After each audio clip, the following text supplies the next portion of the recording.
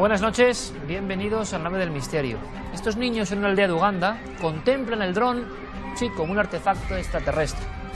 Es un experimento de Mark Border, un explorador que llega a una zona prácticamente sin contacto con la civilización y pone a funcionar este aparato como están viendo, ya cotidiano, que forma parte de la vida absolutamente rutinaria en el primer mundo. ¿Cómo reaccionan los niños? La imagen es maravillosa. Algunos serán aterrados, otros casi se hincan de rodillas, implorando o fascinados. La mayoría tienen mucho miedo, no comprenden qué es esto del dron. Y nosotros, sin embargo, lo vamos incorporando. El dron, es verdad, causa accidentes. Lo decíamos la semana pasada. Es tomado como herramienta de trabajo, desgraciadamente, por terroristas, pero también salva vidas y lo vamos a contar. A veces hay hallazgos increíbles gracias a esos nuevos ojos en el cielo. Carmen, por ejemplo, que nos va a dejar alucinados. Buenas noches, Iker. Pues sí, nos tenemos que remontar al año 2014, cuando dos bomberos que están probando su dron se dan cuenta de que hay un cocodrilo en el pantano Potamón, en la isla griega de Creta. En un principio, claro, las autoridades dicen, aquí es imposible que haya un cocodrilo tan lejos de su hábitat. Lo tomaban como leyenda, los rumores. Exactamente, como una leyenda, como un hoax que circula por las redes sociales. Pero no, no era así. No solamente las imágenes se pudieron grabar en las que se veía a un gigantesco animal, sino que tiempo después, unos meses después, cuando pasó el invierno, el pobre cocodrilo pereció por las bajas temperaturas y encontraron su cuerpo, con lo cual no se trataba de ninguna leyenda, verdaderamente había un cocodrilo en un pantano. El dron hace que la leyenda, el mito, el rumor se convierta en realidad. Hubo un pantano en Madrid con leyenda de un cocodrilo, pero ahí no tuvimos dron. Una víctima en mitad del bosque.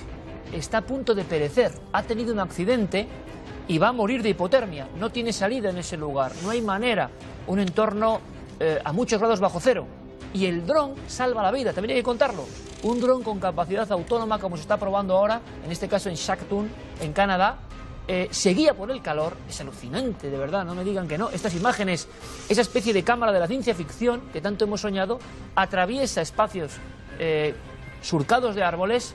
Y el calor del ser humano le dice, ahí está la víctima. Este hombre salvó su vida porque un dron lo vio como el que ve un ovni que aparece en mitad de la noche, se fijó en él, en su calor. La tecnología y la energía humana, unidas en este caso, para salvar una vida. Acaba de ocurrir. Más cosas.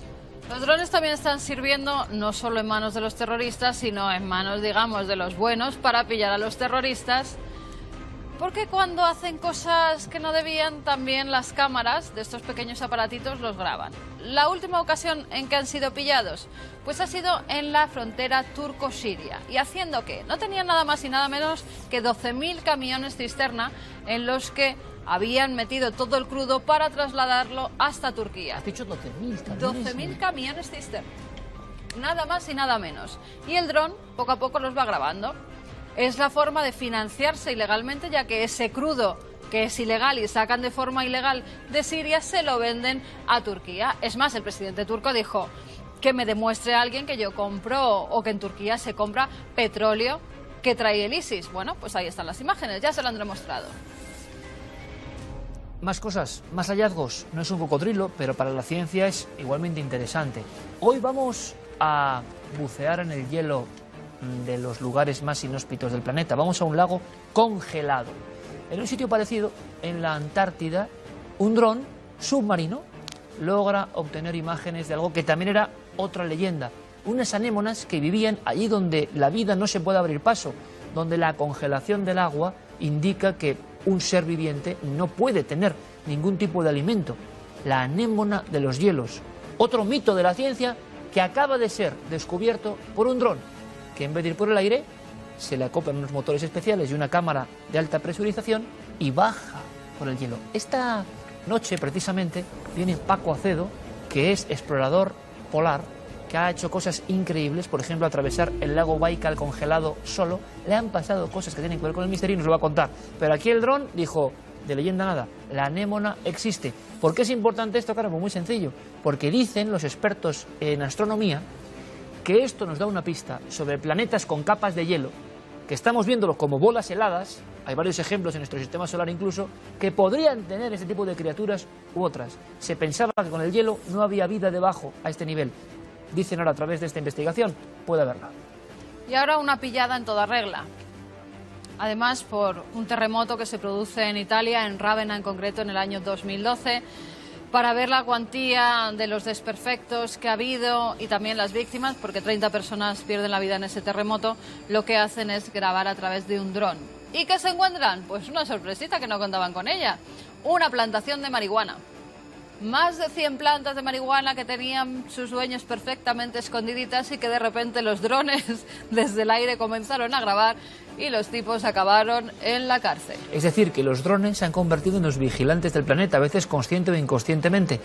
Han cambiado nuestra forma de ver el mundo y ver el entorno. Y a veces han demostrado tramas que llevaban años que son realmente, me voy a explicar, repugnantes. Estas imágenes que están viendo son de Dallas y también hay de Carolina del Norte. Son dos fábricas terroríficas. Se hablaba de ellas, pero era como la película del bosque, ¿no? Había una especie de densísimo y tupido regimiento de árboles que impedía cualquier acercamiento. Pero los drones, hábilmente manejados, llegan al territorio prohibido. ¿Y qué se encuentran? Bueno, aparentemente unas granjas, pero ese lago que están viendo son miles y miles de millones de litros de heces, de sangre, de tripas de cerdo, que estaban provocando un auténtico cataclismo en el ecosistema. Se tomaba como leyenda, no había casi ningún control, las imágenes de satélite no dejaban claro, había una simple mancha. Solo los drones han podido demostrar que había parte de un tratamiento terrorífico para los animales, como se ha demostrado, todo tipo de tropelías, pero lo que están viendo ahora, y lo captan los drones, es unos aspersores. Esas heces, ese detritus, estaba siendo enviado para deshacerse de él a través de nuevo del aire y por vía aérea. En determinadas poblaciones de Dallas y de Carolina del Norte, los vecinos llevaban mucho tiempo, como hablábamos en Sabiñánigo hace nada, denunciando un olor pestilente, horripilante, que destruía la vida cotidiana. Y nadie hacía caso. Y resulta que un dron acaba descubriendo que estas granjas, con un sistema de actuar bastante poco lícito, estaban enviando e intoxicando y provocando enfermedades a través del aire por aspersores de todo ese material fecal. Ha ocurrido en Estados Unidos, no en un sitio desconocido. En fin, los drones están haciendo variar nuestra mirada sobre el mundo, sobre lo que nos rodea. Y hay mucho misterio, claro que sí. Y tenemos también enigmas increíbles esta noche. Por ejemplo, menudo tema, la homeopatía. Les aseguro que la guerra no solo está en los medios de comunicación, está incluso en los que defienden una cosa y todo lo contrario. Fraude o verdad. ¿La homeopatía cura o es un engañabobos? ¿La homeopatía lleva 200 años por algo o es un sinsentido y ahora algunos dicen que hay que eliminarla de la raíz? Bueno, en Barcelona se acaba de clausurar un máster muy importante de homeopatía, pero hay miles de médicos que la practican. Traemos dos partes bien definidas, irreconciliables absolutamente, homeopatía sí, homeopatía no. ¿Ustedes qué opinan, por cierto? Y también vamos a acudir a un testimonio de los más impresionantes a nivel de encuentro a la tercera fase que yo he conocido.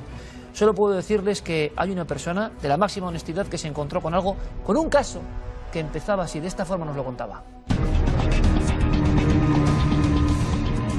Era miércoles 14 de junio del año 2000. Iniciamos el servicio a las 10 de la noche era buena, faltaban 2 días para que la luna llena luciera en toda su plenitud. En lo alto del monte de Cabo Cope observamos una gran luz. Nos percatamos que venía hacia nosotros. Según mirábamos el objeto, vemos que justo debajo el agua estaba como burbujeando.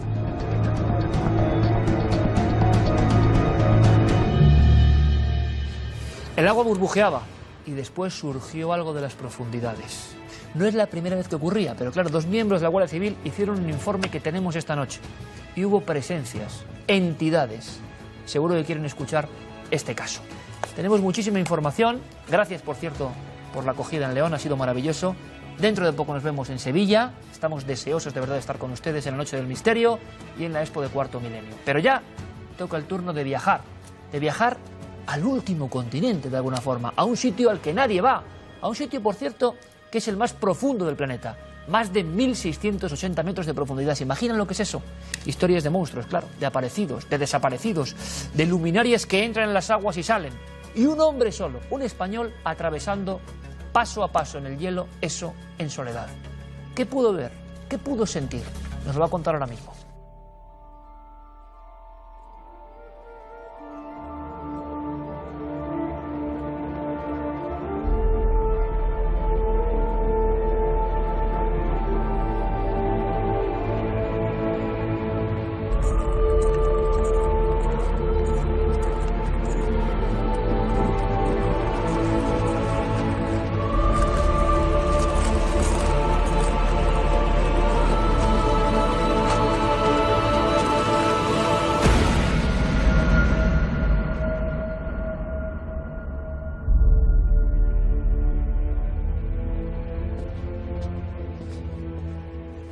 Y ahora quiero presentarles al hombre del hielo. Bueno, tenemos el hombre de los hielos como un icono mundial, es Otzi, ¿no? Pero el hombre del hielo, sin duda alguna, es Paco Acedo, un explorador que ha puesto, digamos, en jaque a su propia mente. Ha tenido aventuras en las zonas frigorizadas del planeta, enfrentándose a sus propios miedos, atravesar lugares que ni soñaríamos estar allí, en solitario, y por supuesto conoce también todo lo que significa el mito, el folclore, el misterio, el dar un paso y saber que ese puede ser tu último paso. Y yo desde luego no quiero desaprovechar la oportunidad de que ustedes conozcan a un explorador que yo creo que en este siglo XXI, en el año 2016, lo digo muchas veces, ya lo sé, el mundo mapeado, ¿no?, con una tecla, y nos retrotrae a los exploradores antiguos con hazañas realmente dignas de una novela. Paco, bienvenido, muchísimas gracias por estar con nosotros. Muchísimas gracias por invitarme a tu casa. Tienes una historia increíble, además, personal, que es la que puede atraparnos desde el principio, ¿no?, que tiene que ver con ese botecito que tienes ahí, que luego me cuentas lo que es. Y es que tu vida da un giro porque te ocurre algo en cierta ciudad un día de septiembre del 2001. Cuéntanos. Vaya, pues el destino, supongo que, bueno, mi vida, yo trabajé mucho tiempo como músico profesional, entonces en una época de mi vida me fui a estudiar a Nueva York y justo coincidió que pasaron estos atentados, ¿no?, en la fecha en la que yo estaba allí viviendo. Entonces, bueno, vi todo el antes, el durante, el después, y lo viví tan de cerca como que, bueno, por una pequeña decisión del destino, decidí esa mañana no coger una cámara de fotos, y aquel día fui a hacer fotos de aquel supuesto incendio porque yo no sabía que era un atentado, y cuando llegué a la torre me di cuenta de que no tenía la cámara, con lo cual tuve que volver, y ese fue el intervalo de tiempo que literalmente salvó mi vida, ¿no? Yo a veces me escucho a mí mismo y digo, es que es muy fuerte, ¿no? Pero o sea, te olvidaste la cámara fue tal así. Y el tiempo de volver y regresar ante lo que era un incidente, se desplomó la torre donde tú estabas. El único día de los 9 meses y pico que estoy viviendo en Nueva York, el único día que decidí que esa cámara me era pesada. Y justo ese pequeño detalle hizo que, bueno, pues que mi vida derivase, ¿no? Aquello me hizo estar un poco en estado de shock durante bastantes meses, me hizo replantearme todo. Es una de las experiencias que yo siempre digo que es muy duro, es ver aquello, ¿no? Todo lo que ocurría, la gente. Lo viste como en primera persona, ¿no? Primerísima persona. Yo salí blanco de ceniza porque, bueno, al final me acerqué más de la cuenta. Y bueno, está bien porque esa experiencia te remueven los cimientos.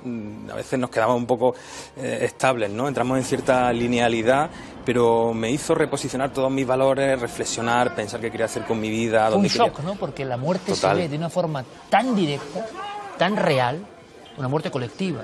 Totalmente. Eso que tienes en el bote son restos de las Torres Gemelas. Esto, sí, no sé por qué, en aquella mañana vi a una persona que cogía restos, pues imagínate, ¿no?, la capa de cenizas que quedó allí de documentos, fue una cosa impresionante. Sí, eso que hemos visto como una imagen ya del siglo, cuando empieza el siglo XXI, esa especie de turba que va invadiendo todas las calles de Nueva York, y tú estabas ahí. Yo estaba allí, yo llegué a un punto en el que, bueno, vi una persona que cogía ceniza y yo no sé por qué dije, yo también quiero. Supongo que bueno, la curiosidad, el caso es que, bueno, creo que este regalo, creo que una persona como tú lo va a valorar, entonces, bueno, quería tenerte este pequeño detalle. Pues se quedará aquí en la nave del misterio como ejemplo de una de las grandes tragedias de la humanidad, ¿no? Pero una tragedia. Hay historias increíbles, hemos contado, ¿no? Personas que salvaron su vida de forma milagrosa en las Torres Gemelas, algunos creyendo que algo les impulsaba desde el piso 79, el último superviviente de las Torres Gemelas, él no sabe cómo salió, no se sabe cómo salió, estaba en la planta 79 y él cree que algo le ayudó, pero también le ha marcado la vida. A Paco, ese shock vital, esa ruptura de la linealidad de la vida, lo obliga a meterse en otras aventuras que acaban derivando en algo que es único, porque esto es que yo creo que no lo hace nadie o muy pocas personas en el mundo. Retos increíbles en las áreas heladas del planeta. Aventuras donde también se mezcla el misterio. ¿Por qué? Porque el lugar que hemos elegido, de inmediato, uno de tantos que ha explorado nuestro amigo Paco Acedo, que tiene publicaciones que desde luego, bueno, yo creo que son ya un clásico, porque es que nadie ha hecho esto. Las dos caras del hielo. Prólogos de personas de amplísimo bagaje, evidentemente, internacional. Lago concreto, el más profundo del mundo, lo presentábamos. Es verdad, envuelto en mitos y misterios que allí son creídos. Podríamos hacer primero la ficha de por qué este lago es tan sobrenatural y extraño para la gente de allí, Paco. Yo creo que un año que, si no me equivoco, tiene 25 millones de años, ¿no? Este lago. Entonces, bueno, pues en este tipo de entornos, el lago, uno de los lagos más grandes, el 20% del agua no congelada, el agua dulce del planeta, está en este lago. Entonces, imagínate la de leyendas, historias de todo tipo. Ya desde temas ovnis, criaturas marinas, espíritus, barcos que desaparecen y aparecen al cabo de los años. Te lo contaban allí, creían sí. en ello profundamente, no como nosotros desde nuestra posición un poco urbanita, ¿no? De bueno, en la vida cotidiana allí en el hielo se cree en los espíritus, en los aparecidos, en las luminarias, en lo que pasa alrededor del lago y en el lago. Se cree hasta tal punto que ellos no le dan importancia, o sea, eso es así y ellos viven allí y hay algo más que vive allí. Entonces, bueno, pues siempre hacen sus rituales, el ritual del Burhanit, que es un ritual que ellos hacen con vodka para apaciguar al espíritu del lago, un ritual que yo no hice. ¿Tú no hiciste? Yo no hice. Tú primero venías de fuera, pensaste que esto no tenía un uso real y claro, muchos de los habitantes de aquellas etnias, después de lo que te pasó, te dirían, ves, claro, por no hacer el ritual. Sí, todos me decían, bueno, el ritual, tal, lo has hecho. Yo pues, me lo tomaba un poco a guasa, ¿no? Pero es cierto que casi todo lo que podía salir mal de esta expedición salió mal. Entonces, bueno, ya evidentemente yo siempre busco una explicación natural, ¿no? Pero es cierto que hubo pues, sin ir más lejos, a las 5 de la mañana, arrastrando un trineo de 90 kilos, comienzo a andar desde tierra al hielo y en los primeros 5 metros el hielo rompe. Imagínate, solo, con oscuridad total, el frontal, y en los Oyes primeros... el sonido del hielo en tus pies que se rompe. Y rompe.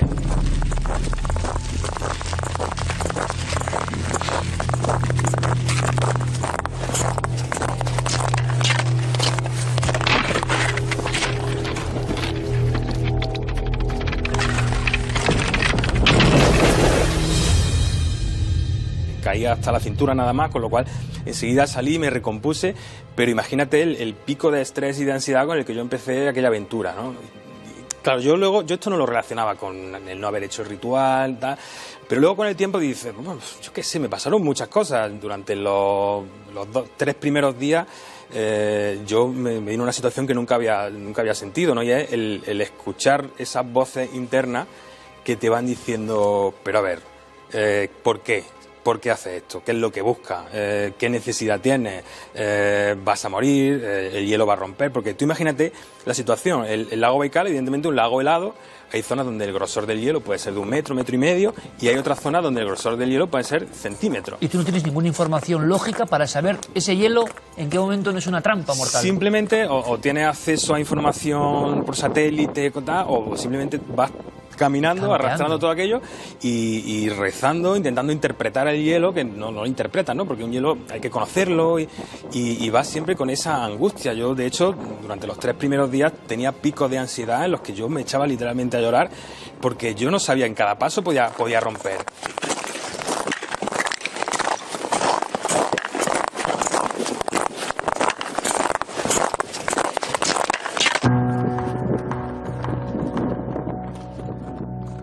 Hay un momento en que tienes una sorpresa importante, las voces que te acompañan y que dicen que tienes que desistir de tu aventura en solitario. Imaginemos las noches, la pelea con uno mismo, ¿no? Porque imagino que una mala influencia, sugestión de cualquier tipo, en ese entorno, solo en mitad de un lago, que se pueda romper a tus pies. Y te ocurre algo con una pequeña huella que yo quiero que me cuentes porque me he quedado absolutamente asombrado. Porque eso ya también son cosas que solo pueden pasar cuando uno está en ese camino personal intransferible, ¿no? ¿Qué pasa? Pues uno, cuando está en esta situación, los sentidos como que se te despiertan un poquito, ¿no? El miedo hace que estés como un poquito alerta. Y durante esas 8 o 10 horas de travesía diaria que hacían en el Baikal, pues uno observa, ¿no? Huele, siente. Y hubo un momento en el que realmente, bueno, pues de repente empecé a encontrar como unas pequeñas huellas. Yo estoy convencido de que eran huellas humanas, ¿no? El tamaño pequeño Pero como de un niño. Sí, como de niño o alguna persona muy pequeña que aparecían de la nada y durante un tiempo, pues claro, yo la distracción, ¿no? Me hacía decir, oye, esta huella, pues yo voy a seguir esta ruta, ¿no? Y bueno, pues seguía, me distraía un poquito, ¿no? Cambiaba un poquito la rutina y nada, y esas huellas seguían, efectivamente, eran huellas humanas que caminaban y de repente desaparecían. En la nada. En la nada, sí, era como algo así. Bueno, yo pensaba, y digo, ¿esto qué puede ser? Aquí no hay ninguna localidad, ninguna población, porque aunque hay ciertas poblaciones pesqueras, ¿no? Y pescadores que se mueven por el lago y tal, pero no allí cerca no había nada, ¿no? Y esa huella era la cosa esa, ¿no? De que de repente desaparecía. Y sobre todo alguien de reducido, o sea, un niño en mitad de ese lugar no suena muy lógico tampoco, ¿no? Claro, yo intentaba pensar, digo, bueno, algún animal, a ver esta huella. Yo tampoco soy experto en huellas de animales, ¿no? Pero siempre intentaba buscar la explicación lógica. Y no se la encontraba. Esto me ocurrió en un par de veces, de repente, bueno, yo qué sé, al cabo de... Además, como si te acompañara un poco esa huella. Sí, el caso es que, bueno, yo nunca me sentí solo en el lago Baikal. Supongo que... ¿Pero cómo es esto? ¿No te sentiste solo? Aparecieron estas huellas de niño y tú ibas solo, lógicamente solo. Claro, es que... ¿Qué quiere decir eso? No sé, el proceso mental que quizá uno desarrolla en este tipo de entornos pasa por el miedo, la soledad, y de repente cuando toda la mente se calma, empiezas a percibir, como te decía, y la soledad desapareció. Yo me sentía arropado, reconfortado por el lago incluso, por las noches incluso acampaba en el hielo. El lago es un lago con muchos sonidos, ¿no? Porque el hielo se rompe y puede hacer una grieta a lo mejor de 30 kilómetros y eso se rompe en un segundo y eso es como una explosión que en medio de la noche... Pues tiene que ser como un zumbido, un alarido, ¿cómo suena eso? Claro, bueno, imagínate un crujido de un bloque de hielo de 30 kilómetros. No te podría describir, ¿no? Es como un crujido enorme. Y no sé por qué no tenía la sensación de estar solo. Hay muchos compañeros de la alta montaña que han hablado, vamos a llamarlo de presencias, no sé si presencias, pero que tú no vas solo, que hay alguien que te acompaña, alguien que vela por ti. ¿Podría ser? Quizá llegó un punto en que yo hice un poco las paces con el lago, porque como te decía al principio fue como muy desastroso. De hecho hubo un par de situaciones en las que me metí en un hilo muy fino, lo cual me hacía intentar correr muchísimo, al final tenía lesiones y tal. Entonces yo creo que llegué a hacer las paces con el lago y el lago durante un tiempo me acompañó. ¿Te aceptó? Puede ser. El caso es que yo me sentía bien, me sentía más cómodo, también había cogido un ritmo, ¿no? La mente se calma, empieza a disfrutar, empieza a tener paisajes que dice, oye, qué bien, qué suerte estar aquí, esa sensación, ese subidón que te viene por la barriga y las ganas de gritar, de decir, ¡guau! Me siento vivo, ¿no? Estoy en este paraje solo, no hay nadie que me moleste, ¿no? Entre comillas. Y todo este regalo visual y sensorial, ¿no? Es para mí, no es para nadie más.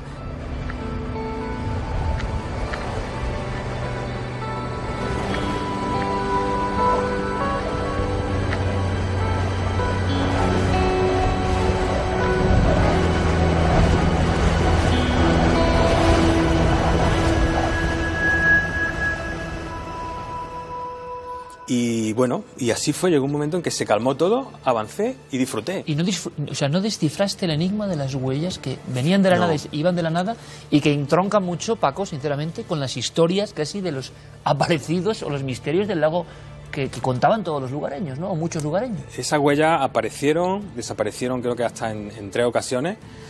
Sobre todo esa era la cosa, ¿no? Que no se daban la vuelta, ni seguían andando, ni se iban para un lado, ¿no? De repente ya no había nada, ¿no? Como si... Bueno, no sé, el caso es que no estaban, ¿no? ¿Qué te pasó con el trineo? Hay un momento en que prácticamente te das por perdido porque hay algo que también parece casi un poco insondable y que lo vives con algo tan físico como un trineo que creo que es un equipaje de 100 kilos, ¿no? Sí, en torno a 80 y pico, porque iba solo y tenía que arrastrar yo todo el material. Como te decía antes, casi todo lo que podía salir mal, salió mal. Los hornillos fallaban, la tienda se rajó. Y esto del trineo que me comenta, pues fue casi una de las faenas más grandes que tuve en el Baikal, porque el equipo de buceo, tú ten en cuenta que mi objetivo era atravesar el lago en diferentes puntos del lago a ir haciendo inmersiones. Y el equipo de buceo un día desapareció. Yo me hago mi travesía de 8 horas, llego al campamento, me empiezo a montar la tienda, empiezo a buscar material y digo, aquí falta una bolsa. Y la bolsa, con todo el traje seco, el regulador y tal, para bucear no estaba. Desapareció, con lo cual me tocó acampar, intentar al día siguiente volver sobre mis propias huellas, no, porque el hielo era un hielo muy vivo, con lo cual no había huellas que seguir. Yo intentaba orientarme por donde había ido, con la suerte de que me lo podía encontrar la bolsa a 1 kilómetro, a 5, a 10 o a 15 kilómetros. Con lo cual imagínate el estropicio. Así lo hice, volví y efectivamente a los 15 kilómetros, ahí estaba la bolsa, en medio de la nada,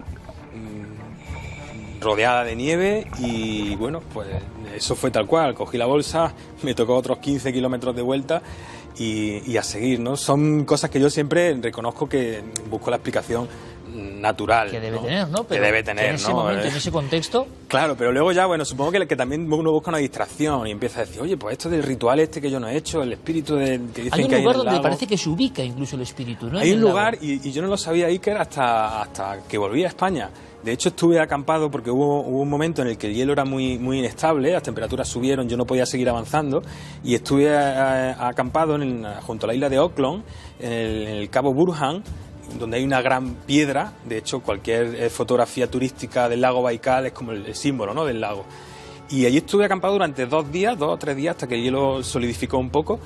Y el caso es que yo estaba allí y veía, y había como ofrendas, ¿no? La típica bandera que hay en Nepal, ¿no?, para los espíritus y tal.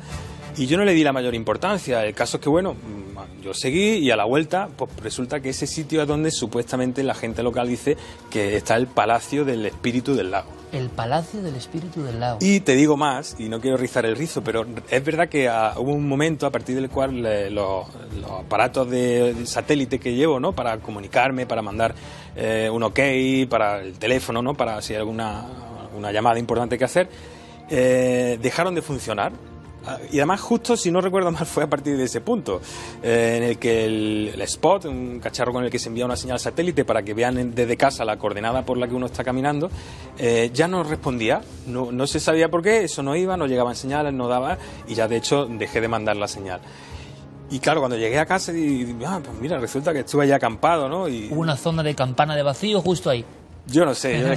Es curioso, Paco, porque tú no lo sabes, pero después lo voy a visitar, como decía un testigo de la Guardia Civil, que vio una serie de cosas, y eso también ocurría, ¿no? Bueno, parece que hay cosas que a veces interfieren. Sea realidad o mito, tú logras tu objetivo. Yo creo que es un momento, imagino, de esplendor máximo. Atraviesas el lago Baikal en absoluta soledad. Esa gesta personal, pero también de transformación, que es lo más importante. Yo creo que con todo lo que nos has contado, ¿no?, de exprimir la vida, consciente de que la vida es algo mucho más frágil de lo que nos han contado y que no siempre va a estar ahí ese regalo diario. Se habla de los espíritus permanentemente en la zona. De las historias que te contaron, ¿cuál es la que más te impresionó, Paco? O de las que tú supiste, en torno precisamente a esas creencias, en torno a ese folclore o etnografía, si quieres llamarlo.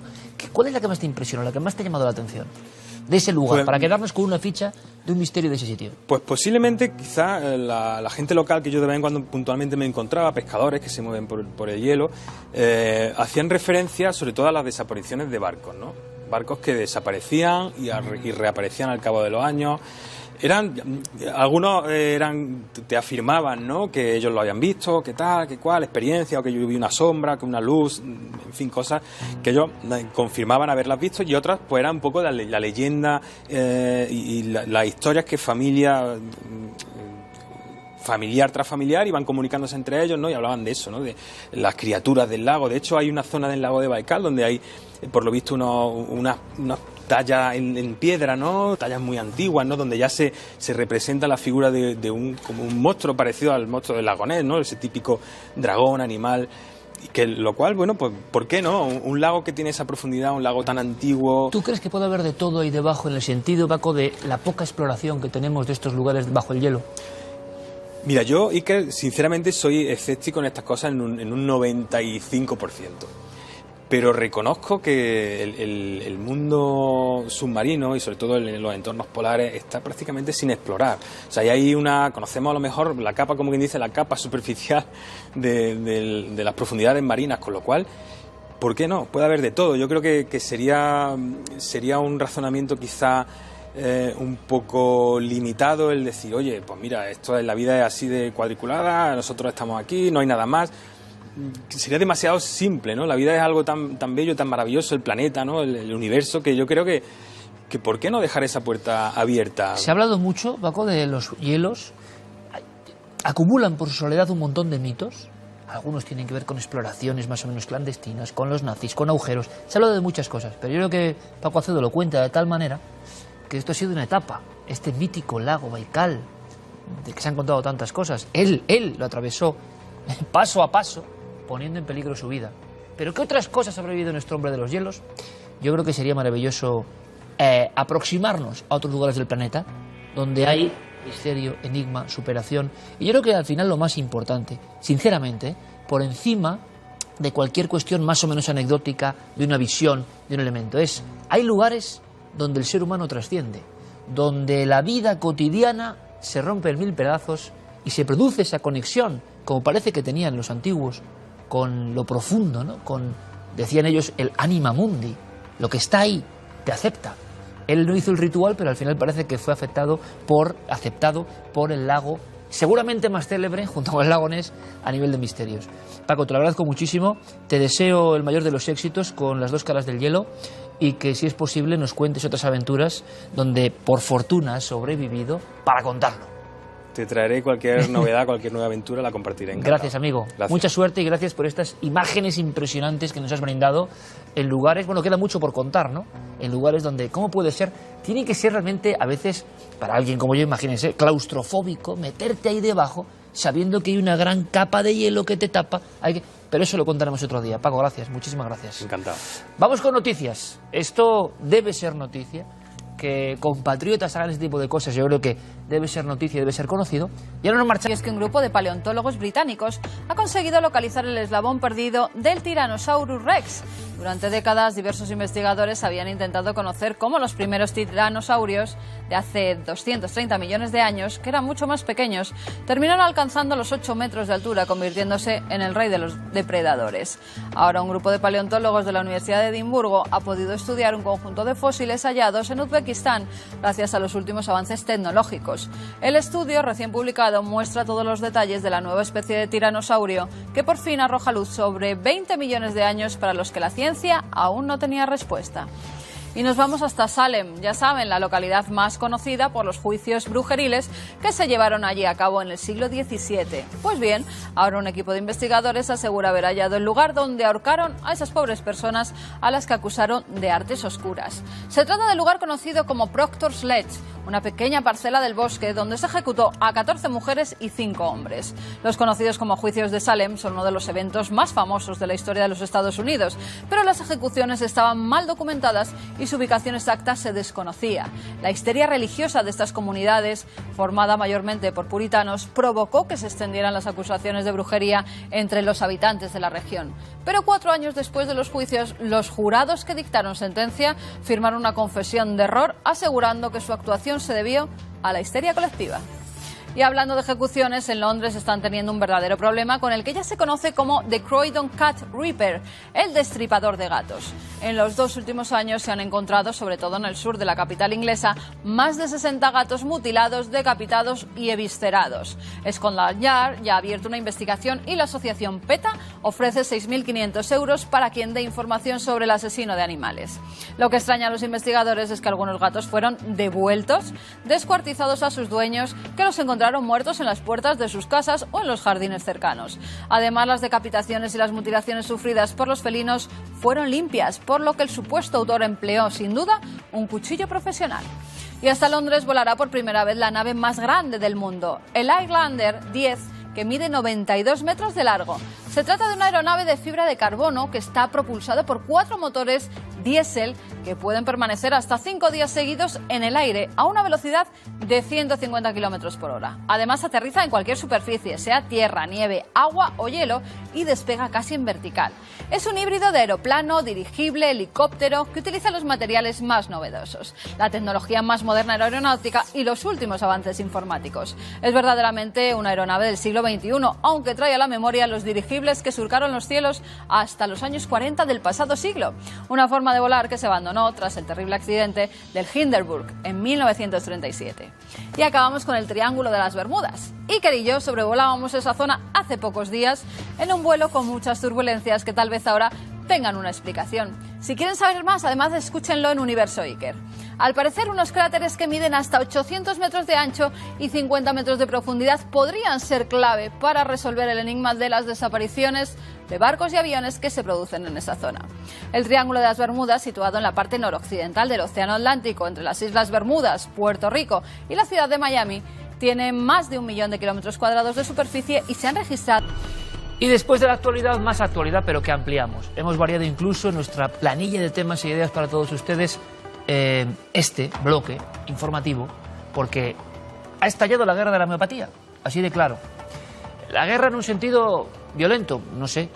Desde luego se defiende con mucha vehemencia y enjundia el poder casi curativo de muchos de estos productos homeopáticos o soluciones homeopáticas, y al mismo tiempo la misma furia por parte de la ciencia más académica, o una parte de ella, que piensa que esto es una engañifa absoluta y que se ha mantenido en el tiempo.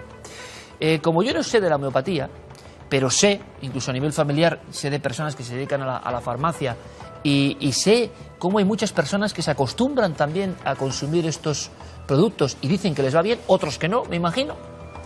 Quiero aprender con ustedes qué es la homeopatía y quiero presentarles sobre todo a 4 personas que saben mucho más que yo. 2 son doctores. Y es curioso que 2 doctores mantengan una posición tan enconada, tan diferente. Una visión distinta completamente, como la noche y el día. Y por supuesto, otros 2 amigos que ustedes conocen y que van a polemizar, pero con fundamento. Doctor Miguel Ángel Pertierra, a favor de la homeopatía. Buenas noches, amigo. Buenas noches, Iker. Encantado de estar aquí. Doctor Vicente Baos, también ya un conocido de esta mesa, con una visión mucho más escéptica, incluso en los últimos días atacando duramente al tema homeopático. Y en España está ocurriendo lo que ustedes ya saben por los informativos, que es que ha habido másters, pues nos lo contarán ellos, lugares donde se da conocimiento sobre la homeopatía a los propios médicos y que se han eliminado. Esto está pasando en España ahora mismo. ¿Con fundamento? No, seguro que para el doctor Baos sí. Contrario a la homeopatía. Vicente Baos, bienvenido. Muchas gracias a ti. Buenas noches. Igualmente. Maestro Enrique de Vicente. Muy buenas noches. No digo nada más. Saben que defiende la homeopatía. Vean todo lo que tiene ahí. Habla de publicaciones científicas que apoyan la homeopatía. ¿Qué dirá José Manuel Nieves? Casi inseparable, ¿no?, de Enrique de Vicente. Bienvenido, buenas noches. Buenas noches. También intuyen lo que voy a decir, pero lo importante es primero ver qué ha pasado en España.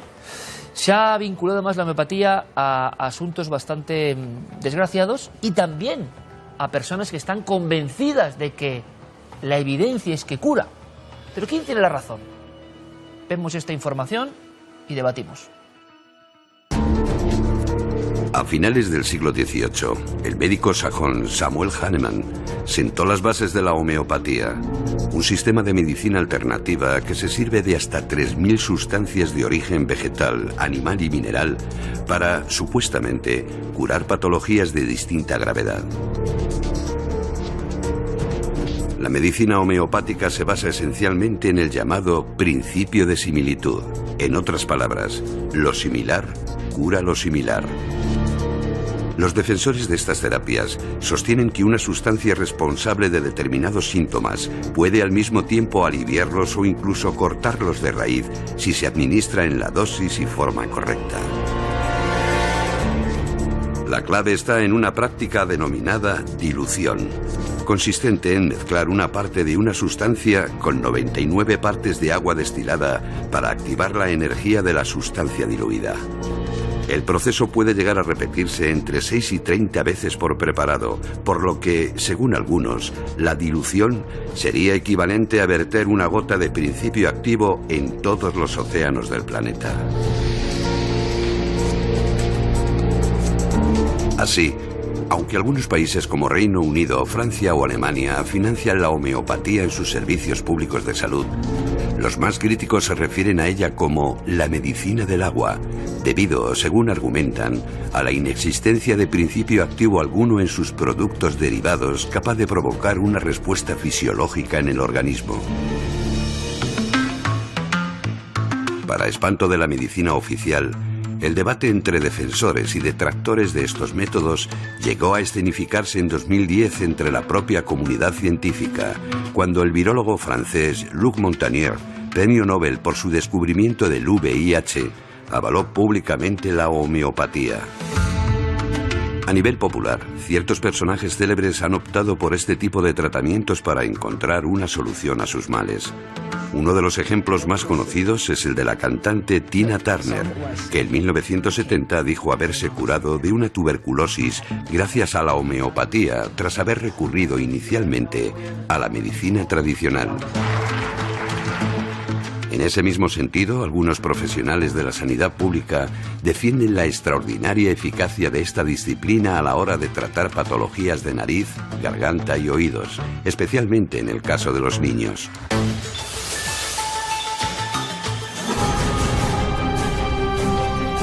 Sin embargo, hace apenas 2 meses el cadáver de un menor aquejado de asma fue localizado en la casa de sus padres en Gerona. El pequeño llevaba muerto de 1 a 3 meses y algunas vías de la investigación relacionaron su fallecimiento con la negativa de sus padres a tratarlo con medicamentos que no fuesen exclusivamente homeopáticos. Anteriormente, en julio de 2013, un joven valenciano también falleció al pretender curar su leucemia solo con terapias naturales. Sucesos trágicos como estos han podido precipitar el fin del polémico máster en homeopatía que impartía la Universidad de Barcelona. Sin embargo, lo cierto es que, según estadísticas aparecidas en la prensa, se calcula que solo en España más de 10.000 médicos prescriben habitualmente productos homeopáticos. En nuestro país, el 72% de la población ha oído hablar de la homeopatía y más de 1/3 ha recurrido a ella en alguna ocasión.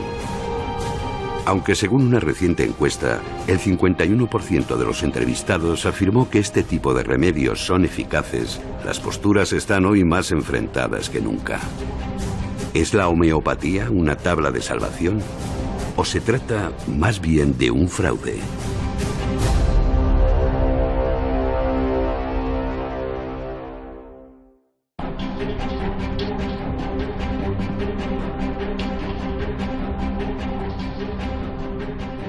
No es un debate sencillo, porque atañe a la salud. Hemos tenido algunos debates de este tipo. Lo intentamos hacer con todo el respeto. Cada persona que está en esta mesa tiene ideas fundamentadas por años de investigación. No es opinión libre porque sí. Queremos conocer y que ustedes saquen, por supuesto, su propio texto personal para quizá a partir de ahora indagar, investigar, opinar de una forma distinta o reforzar ya sus convicciones que ya tenían. Voy a presentarles brevemente en una primera ronda con titulares, sobre todo los 2 doctores, que son los que saben a fondo de si esto funciona o no. Para el doctor Miguel Ángel Pertierra, la homeopatía es su titular. ¿Funciona, doctor?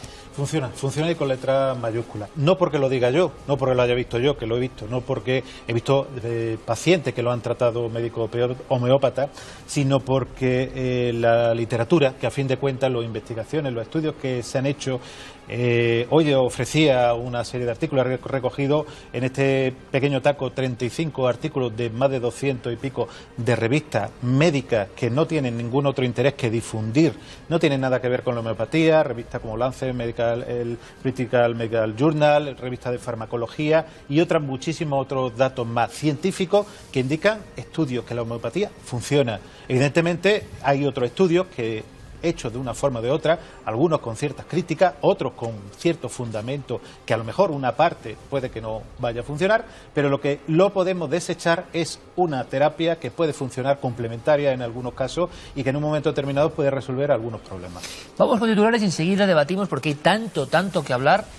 Doctor Vicente Baos, podíamos resumir, a diferencia del doctor Pertierra, casi fantasía absurda. Usando el método científico de investigación, tanto clínica como de laboratorio, la homeopatía carece de las bases que hagan que ese método sea científicamente viable. Otra cosa es la percepción que puede tener una persona que usa un producto homeopático para aliviar un problema, que tenga la sensación de que eso es positivo. Pero la ciencia avanza por la experimentación comparada, no por la experimentación individual. Y cuando se hace experimentación comparada, la realidad es que el efecto placebo, es decir, aquello que beneficia a alguien solo por el hecho de hacerlo, es la base fundamental de que la percepción de que la homeopatía funciona es así. Porque carece de lógica científica, sus productos carecen de base, al final es agua impregnada en una bolita de azúcar y eso no modifica la fisiología de las enfermedades que dice tratar. Otra cosa es la percepción del bienestar, que está claro que existe y por eso existe el efecto placebo. Cuando se investiga de esa manera, separando el efecto placebo de una sustancia activa, la homeopatía no supone ningún avance científico en ese campo. Maestro Enrique, titular, os pido la brevedad. Cruzada de inquisidores, lo que está ocurriendo. Totalmente, y yo celebro tener la oportunidad aquí de debatir con el licenciado en Medicina Vicente Baos, que es uno de los responsables expresos de la caza de brujas feroz, falsa y sin ningún fundamento que se ha librado en este momento en España, una nueva caza de brujas inquisitorial contra la homeopatía, insultando a los miles de médicos, 10.000 médicos que solo en la seguridad social, en atención primaria o en medicina de familia recomiendan la homeopatía, además de otros muchos en sus consultas privadas. Perfecto, Enrique. José Manuel Nieves, no Vicente Baos por alusiones, José Manuel Nieves, tu titular, no quiero que contestes a Enrique, simplemente que pongáis las posiciones, es anterior a la ciencia, la homeopatía, o a la ciencia médica establecida, y por tanto no hay nada de ciencia, y esto lo ha comprobado la propia ciencia a fondo. Sí. En tu opinión. Bueno, este es un tema irreconciliable y lo va a seguir siendo. Ahora bien, si miramos solamente las cifras, los datos, últimamente, en los últimos, podemos decir que lo más representativo, ha habido muchos estudios, como muy bien dice en la otra parte de la mesa, pero ha habido, concretamente, hasta la fecha ha habido 163 estudios científicos, en revistas científicos, sobre distintas enfermedades que tocan de alguna manera la homeopatía, pero lo más interesante no es eso, sino las 29 revisiones sistemáticas y 5 grandes metaanálisis, que es a lo que se refería Vicente, que no se trata solamente de que un estudio te diga que en determinada patología parece que ha habido una ligera mejoría, porque ninguno de esos estudios explica cuál es el motivo de esa mejoría. Ahí está el gran enigma de la homeopatía, claro, ¿no? ¿Cuál es el efecto que produce a lo o que qué, voy, qué es? Claro, a lo que voy es que muchas mejorías se pueden producir por causas perfectamente naturales de evolución de la enfermedad, con lo cual se habrían curado de todas maneras, pero los metaanálisis, que es exactamente eso lo que hacen, y que tienen en consideración centenares de estudios diferentes, ni uno solo de ellos ha encontrado ninguna evidencia de que la homeopatía haya sido responsable de curación. Bien, es absolutamente incierto. Lo que ha dicho es una de las muchas engañifas que él acostumbra a decir, y aquí gravísimo. Dejemos un momento, simplemente empezamos el debate, que te veo muy enfervorecido, porque crees que hay una caja de brujas. Bien, perfecto. Con razón, pero el doctor es Vicente una Baos, caza de brujas. Sí, por alusiones, el doctor Vicente Baos simplemente, y empezamos el debate, sobre todo ceñidos, Vicente, a lo que está pasando en España. ¿Cómo valoras tú lo que ha ocurrido en España desde el punto de vista? No el que más grita tiene más razón, es una buena máxima para aplicar a este debate. Y en segundo lugar, no hay ninguna guerra contra la homeopatía, se equivocan. Y ese victimismo es muy fácil hacer. El otro día la principal directiva de un laboratorio francés, productora de homeopatía, hizo el ridículo en público en una conferencia de prensa haciéndose la víctima, de los cuales la gente se dio cuenta, reconociendo la propia fabricante mundial número 1 que no saben cómo funciona la homeopatía, con lo cual parece que el que diga que se lo sabe, que se lo cuente a ella. No es una guerra contra la homeopatía, es una lucha contra la desinformación. ¿Pero y por qué se ha producido últimamente, precisamente, Vicente? ¿Crees que es Nosotros algo llevamos importante bastante en tiempo España? hablando del tema. Es decir, el problema es que los medios de comunicación en un momento amplifican las noticias y aumentan su impacto, simplemente eso. Es decir, realmente muchos médicos, la inmensa mayoría, descalificamos la homeopatía como un método terapéutico científico. Hablamos del efecto placebo, hablamos de la inducción hecha por las relaciones humanas que se establecen entre el homeópata y el paciente. Y lo sacamos del margen de la ciencia. Por muchos artículos que presenten, ninguno está reconocido en las revistas de prestigio y ninguna ciencia adecuada considera que sus investigaciones sobre las ultradiluciones y otros temas bastante fantásticos que ellos hablan tienen ningún fundamento científico. Sin embargo, científico. Vicente, es curioso. Yo sé que este tema además es muy especializado. Os pediría todo el esfuerzo del mundo, compañeros. Efectivamente, lo que estamos diciendo es que evidentemente hay estudios en contra.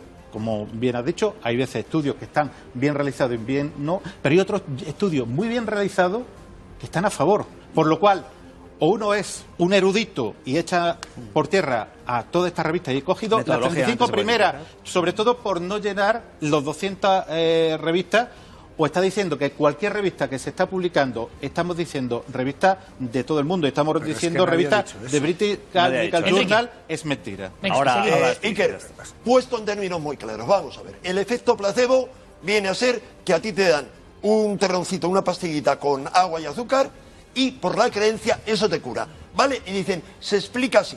Bueno, primero yo tendría que decir que si eso es tan así, que no está demostrado, el efecto placebo no está demostrado científicamente, pero si eso es así, que lo utilicen por favor más, en lugar de envenenar tanto a la gente con tantas cosas innecesarias. Si dicen que la homeopatía lo que cura son enfermedades psicosomáticas, que agudicen el ingenio, si no se lo impiden, claro. Los grandes trust farmacéuticos que financian la mayoría de los estudios, y por eso los estudios en contra, primero eso. Segundo, en términos muy claros, un niño, un bebé, no tiene creencias, no vale el placebo con él. Una planta tampoco, un animal tampoco. Y resulta que hay cientos de estudios en homeopatía agrícola, en homeopatía veterinaria y también con bebés, aunque eso es menos cuantitativamente, que demuestran los efectos, que me lo expliquen.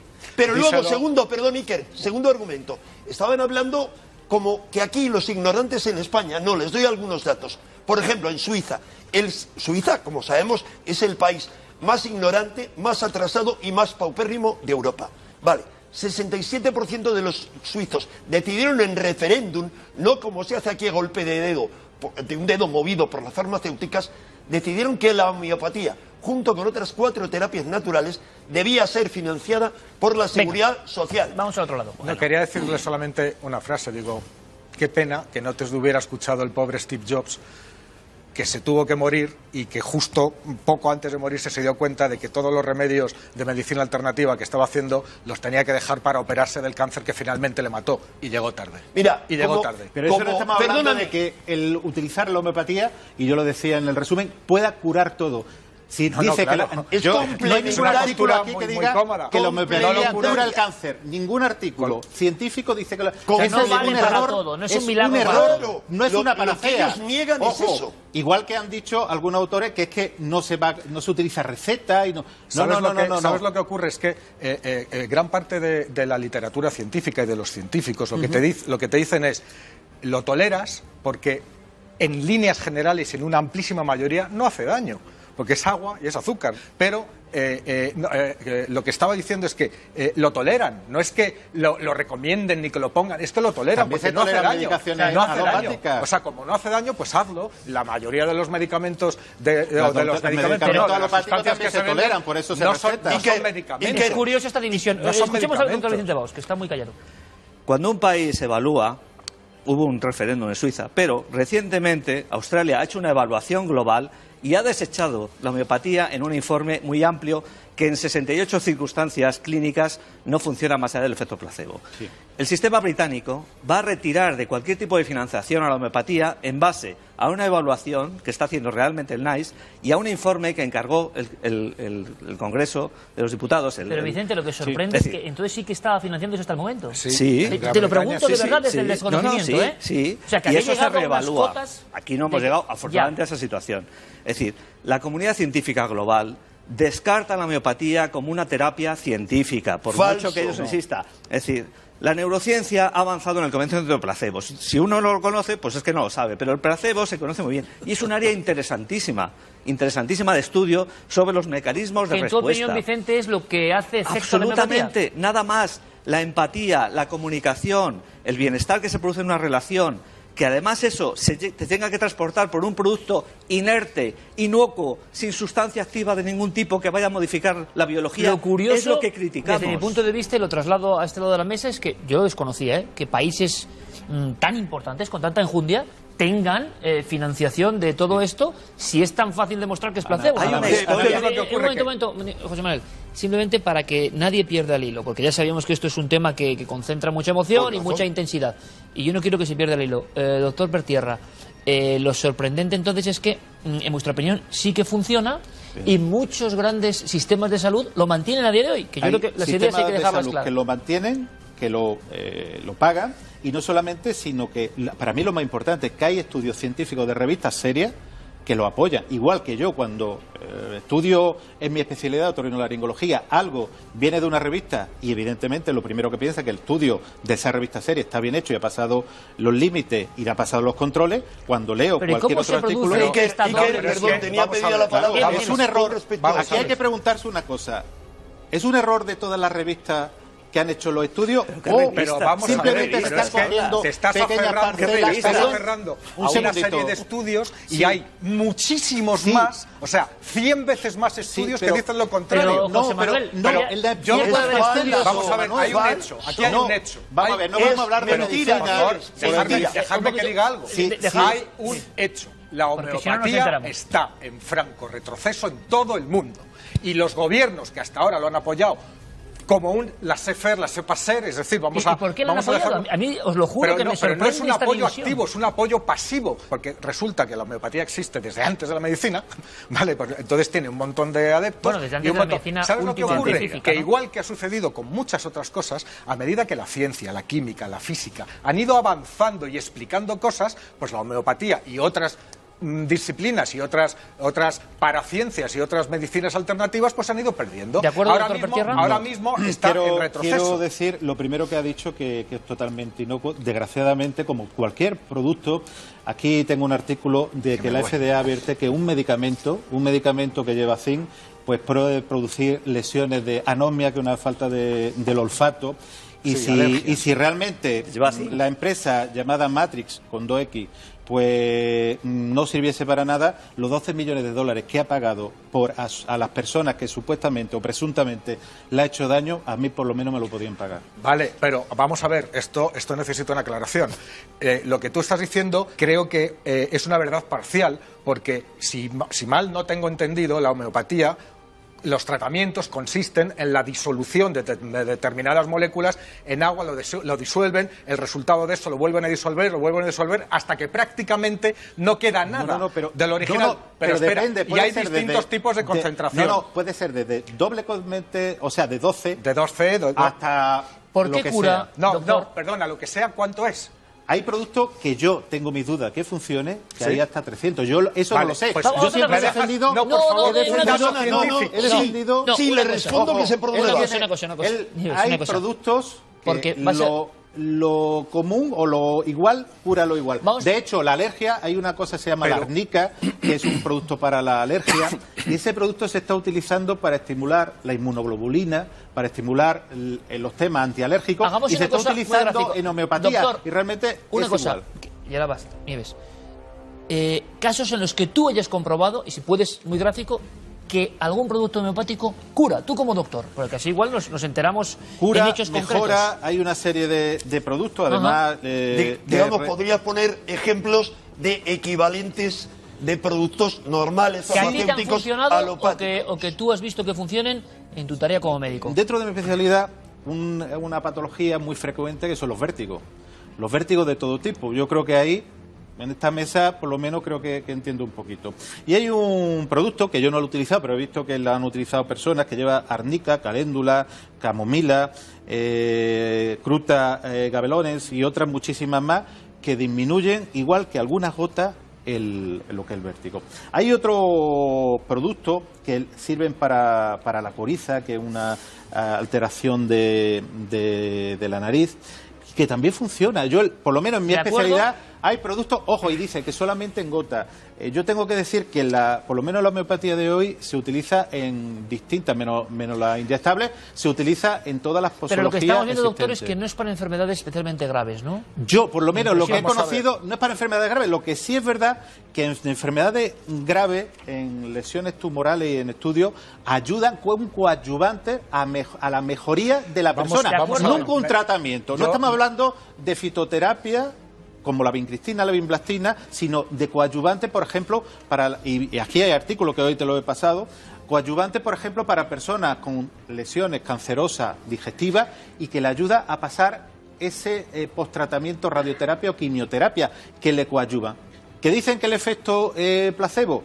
Los artículos dicen que no. Yo, evidentemente, no estoy allí. Estos productos pero es que se creo que venden, vosotros tampoco. Hay un negocio, evidentemente, que está ahí establecido. Mucha gente ataca el tema de la homeopatía por negocio y otros porque le quitan el negocio a otros. Lo que sorprende, Vicente... Absolutamente parcial. Un momento, ahora vas, Enrique. Es que para vosotros siempre es parcial cuando no va a vuestro favor. Pero un momento, lo que sí sorprende, y me pongo de verdad como el hombre de la calle, que no sé quién tiene la razón, si es que hay alguna razón concreta, es que otros sistemas o médicos de todo el mundo, algo tan evidente, doctor, de verdad, lo digo, lo hayan empleado y se emplee en cualquier sitio tener una permanentemente, carrera ¿no? no garantiza de que tu calidad y tu claridad intelectual sea permanente y en toda la vida. Es decir, en podemos vuestra evitarlo. opinión, para seguir el debate, ¿qué hay detrás de este uso de la homeopatía? ¿Puro negocio? No lo sé, me da igual. Es decir, el análisis no va a eso, sino va a decir, La gente espera de sus profesionales sanitarios que le aporten ciencia para su beneficio y para su salud.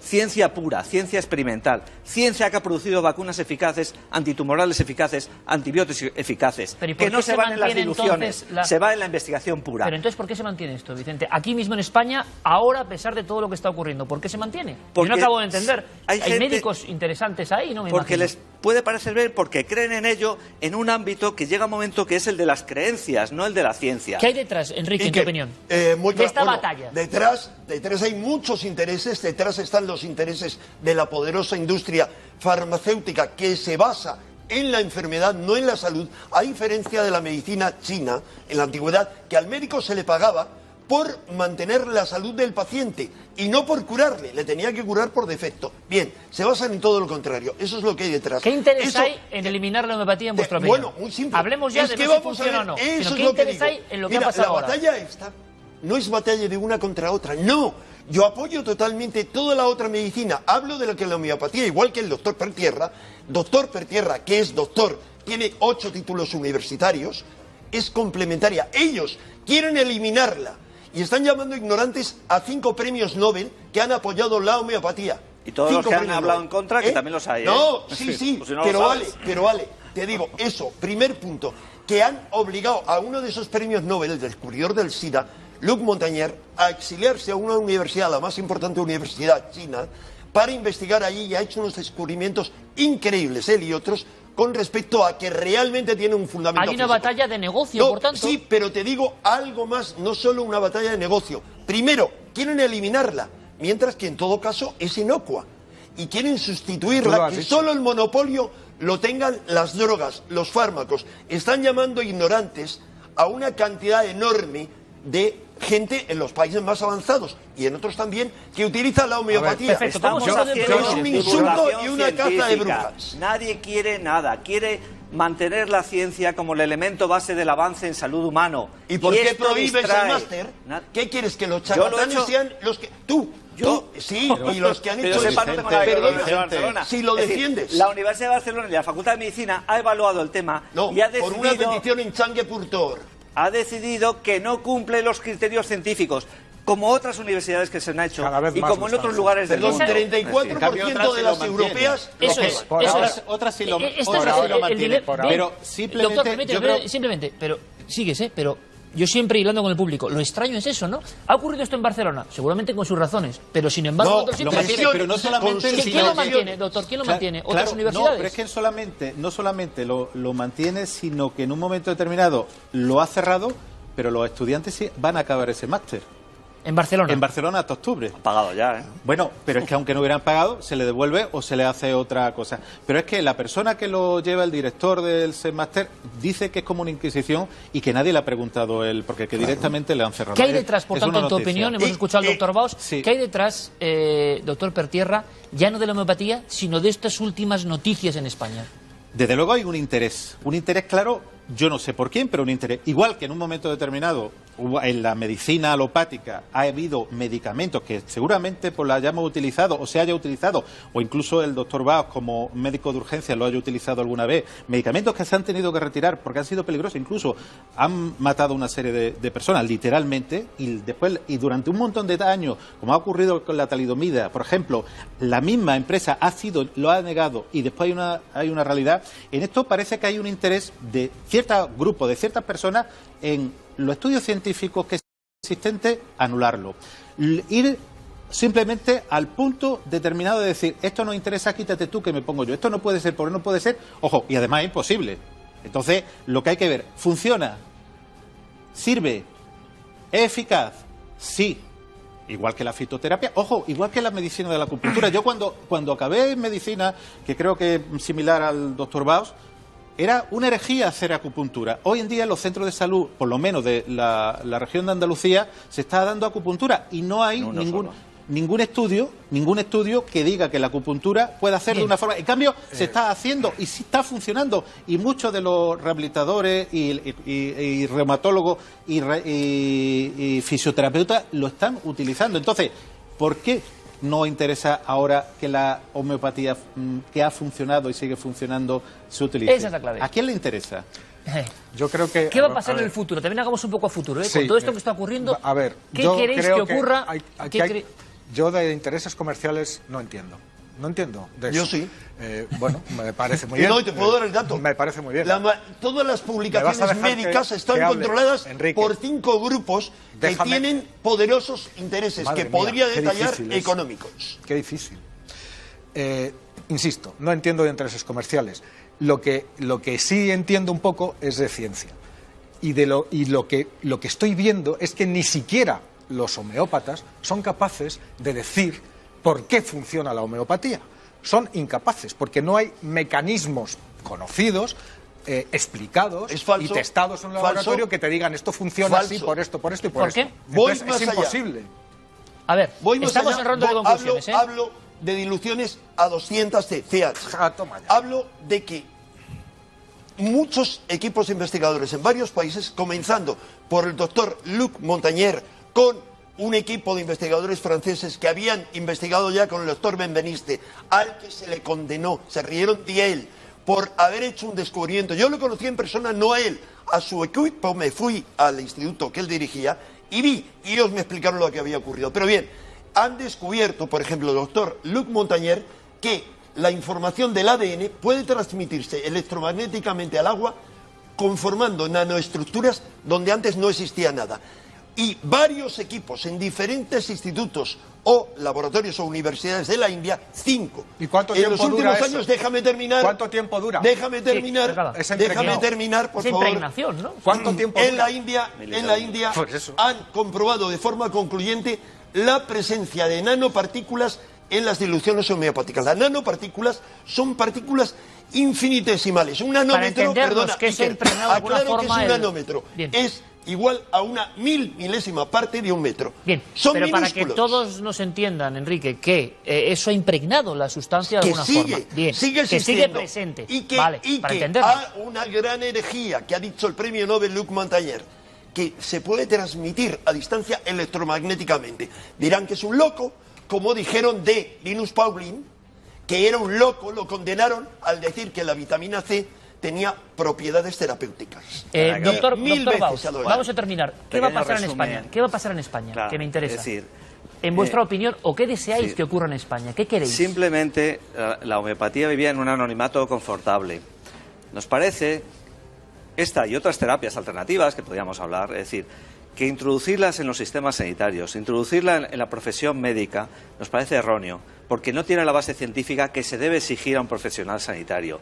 Y simplemente las personas que estamos en este caso divulgando esto, estamos haciendo una labor de divulgación científica para que la gente reflexione, considere, se informe y tenga su opinión, nada más. ¿Por qué puede haber un peligro en la homeopatía, doctor? El peligro fundamentalmente es que hay gente que es tan creyente de estos temas que abandone sus terapias tradicionales. Y eso ha existido muchos ejemplos y siguen existiendo. Cuidado, cuidado. Es decir, dejen ustedes que sus problemas sanitarios lo atiendan médicos científicos que evalúen científicamente sus tratamientos y los apliquen. Y las otras situaciones, sean ustedes prudentes. No confíen en todo lo que crean. Piensen que hay un gran componente de influencia y que puede haber otras cosas que no son científicas y que en un momento dado pueden hacer daño porque pueden confundir. Ese es el mensaje.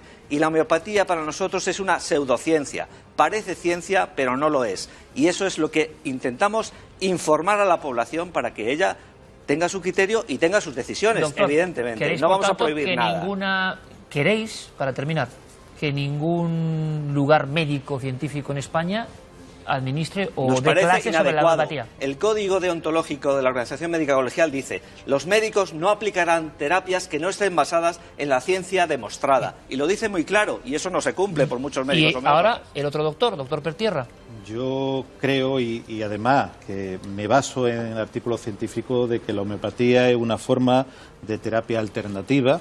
Estamos hablando de en una serie de concentraciones, ojo, y que funciona, yo no lo digo yo, sino que distintos artículos, que evidentemente hay una campaña creada en contra de ella, igual que se han creado campañas incluso a base incluso a medicamento alopático en su momento, sin ninguna razón, y que bueno, la persona que crea la campaña también tendrá que saber el trasfondo que tiene personal e intransferible. Le he preguntado al doctor Baus, como los dos médicos, ¿no? ¿Qué va a ocurrir? Él quiere que ocurra eso, que se deje de enseñar homeopatía de alguna forma o de recetar. ¿qué va a ocurrir o qué deseas tú, Hay doctor? una cosa que es la medicina basada en la evidencia y mientras la homeopatía funcione se va a seguir utilizando. Bueno, pues han sido palabras muy rotundas. Sabemos que cuando tocamos el tema de la salud suben los vatios casi, es normal. Hablamos de una división absoluta en todos los conceptos y creo que aquí se ha hablado con libertad, con mucha fuerza, pero con libertad. ¿Seguirá ocurriendo que habrá másters, habrá médicos que sigan, a pesar de todo lo que está ocurriendo, recetando homeopatía? ¿Seguirán existiendo los laboratorios? ¿Seguirán otros países recetando homeopatía? ¿Va a pasar todo lo contrario, ese retroceso del que hablaba José Manuel Nieves? Bueno, pues lo iremos viendo. Las noticias han sido estas y aquí hemos intentado abrir el abanico y escuchar a posiciones que, como han visto, son totalmente irreconciliables. Iker, dejemos que pase el tiempo. Sí. No una opinión, solo una cita de un clásico, de Molière. Yo creo que lo que ellos pretenden es lo que decía Molière en una de sus obras. Es mejor morir de acuerdo a las normas que recuperarse en contra de las normas. Bueno, piensen lo que quieran, ahí está la frase. Te dejo una frase, José Manuel, que siempre te quejas. Gracias. Pero una frase es una frase. Yo, según los principios de la homeopatía, simplemente beber un trago de agua con todas las sustancias que hay disueltas a lo largo de toda la historia debería de curar todas las enfermedades. No tienen idea. ¿Ves? No tienen idea. Pero no se puede decir una frase porque luego se hila. ¿Ves, José Manuel, la que lías? Hay agua ferrosa que son sanadoras. A mí me parece muy interesante, por ejemplo, el término fitoterapia. Os lo he comentado alguna vez que yo tampoco controlo, claro, soy tan ignorante que no controlo, pero quiero aprender. ¿Eso cura, no cura? ¿Qué pasa? ¿También está en el umbral de la homeopatía? También es... Podríamos hablarlo un día. No tiene nada que ver. Las hierbas y sus infusiones tienen principios activos que se pueden identificar, evaluar no y tiene medir nada como que ver. farmacéutico. Vale. ¿Ves? Eso Claro, hay que saberlo. Pero... en suma, con la fitoterapia o con la homeopatía, yo digo algo, aplico un principio de la historia de la medicina. Si una terapia es falsa, eso se dice en historia de la medicina, no puede durar 2 siglos. Bueno. Y la homeopatía dura y crece. Da igual cuántas interminable, frases me dejes. interminable, pero muy interesante, la guerra de la homeopatía la hemos trasladado aquí y yo creo que ahora importante. Y yo creo que ellos ya luego, imagino, que confraternizarán, porque ha habido, en fin. Gracias a todos, a los 4, de verdad. Gracias por vuestras opiniones en un tema tan enrevesado de máxima actualidad. ¿Han aprendido algo? Yo sí. Seguiremos las noticias y seguiremos hablando de estos temas punzantes realmente, pero que a todos nos influyen. Continuamos. Vamos con... En un antiguo manicomio, el Athens, en Ohio. En este edificio, Margaret Schilling muere en extrañas circunstancias. Era una de las internas. Además tenía una peculiaridad, era sordomuda. Por eso se creen que se quedó encerrada en la torre más alta de este edificio y que intentó gritar pero no pudo. Y nadie la pudo ayudar. Y al cabo casi de un mes encuentran su cadáver en grave estado de descomposición y desde entonces ha quedado su silueta marcada en el suelo. Esa silueta no se ha ido en todos estos años. Han pasado por ella todo tipo de productos químicos, han intentado borrarla, han intentado quitarla y no había forma. Y es que hoy en día forma parte este edificio de la Universidad de Ohio. Y los alumnos lo que quieren es ver si esa leyenda es realidad e intentan encaramarse a donde está todavía el cuerpo de Margaret, que permanece ahí. Algunos dicen que también su fantasma, para contar los horrores que se hacían en ese manicomio. Las lobotomías, los electroshock. Bueno, ¿esas son leyendas o no? Lo cierto es que esa silueta sigue marcada. Y nos vamos ahora con unas filmaciones de la policía. Se encuentran, porque alguien les da un aviso, con un hombre lobo que intenta atacar a los transeúntes y se lía a porrazos con todo tipo de coches, de bancos. Bueno, no saben qué hacer con él. En un principio la policía, cuando lo detiene, ahí vemos las imágenes que graban, pues creen que es un hombre ebrio. Pero él les dice que es un hombre lobo y que como hay luna llena, tiene que atacar. Cuando lo llevan a la comisaría, por fin, lo trasladan hasta allí, le hacen las pruebas de alcoholemia y estaba completamente limpio. ¿Era un hombre lobo o era un enfermo mental? Y acabamos con una chica que está teniendo un verdadero problema. Tiene 17 años y desde los 15 tiene una enfermedad, por llamarlo de algún modo, que la hace llorar sangre. Pero no solamente llorar, porque la sangre sale también por sus oídos, por su boca y hasta por sus uñas. La han visto todo tipo de médicos, hematólogos, neurólogos, y nadie da con la causa de que esta pobre chica, que ya es vista por sus compañeros, ha tenido que dejar el colegio y todo como un bicho raro, pues empieza a emanar sangre, ahí lo tienen. Incluso ella dice que cuando es por el ojo pierde la vista completamente, se le nubla la vista por la cantidad de sangre que pierde. Y es que cada vez dice que es más común, que antes era a lo mejor una semana en un mes, unas horas al día, y ahora es casi cada media hora, una semana entera. Con lo cual están teniendo verdaderos problemas para ver qué tipo de trastorno, de problema tiene.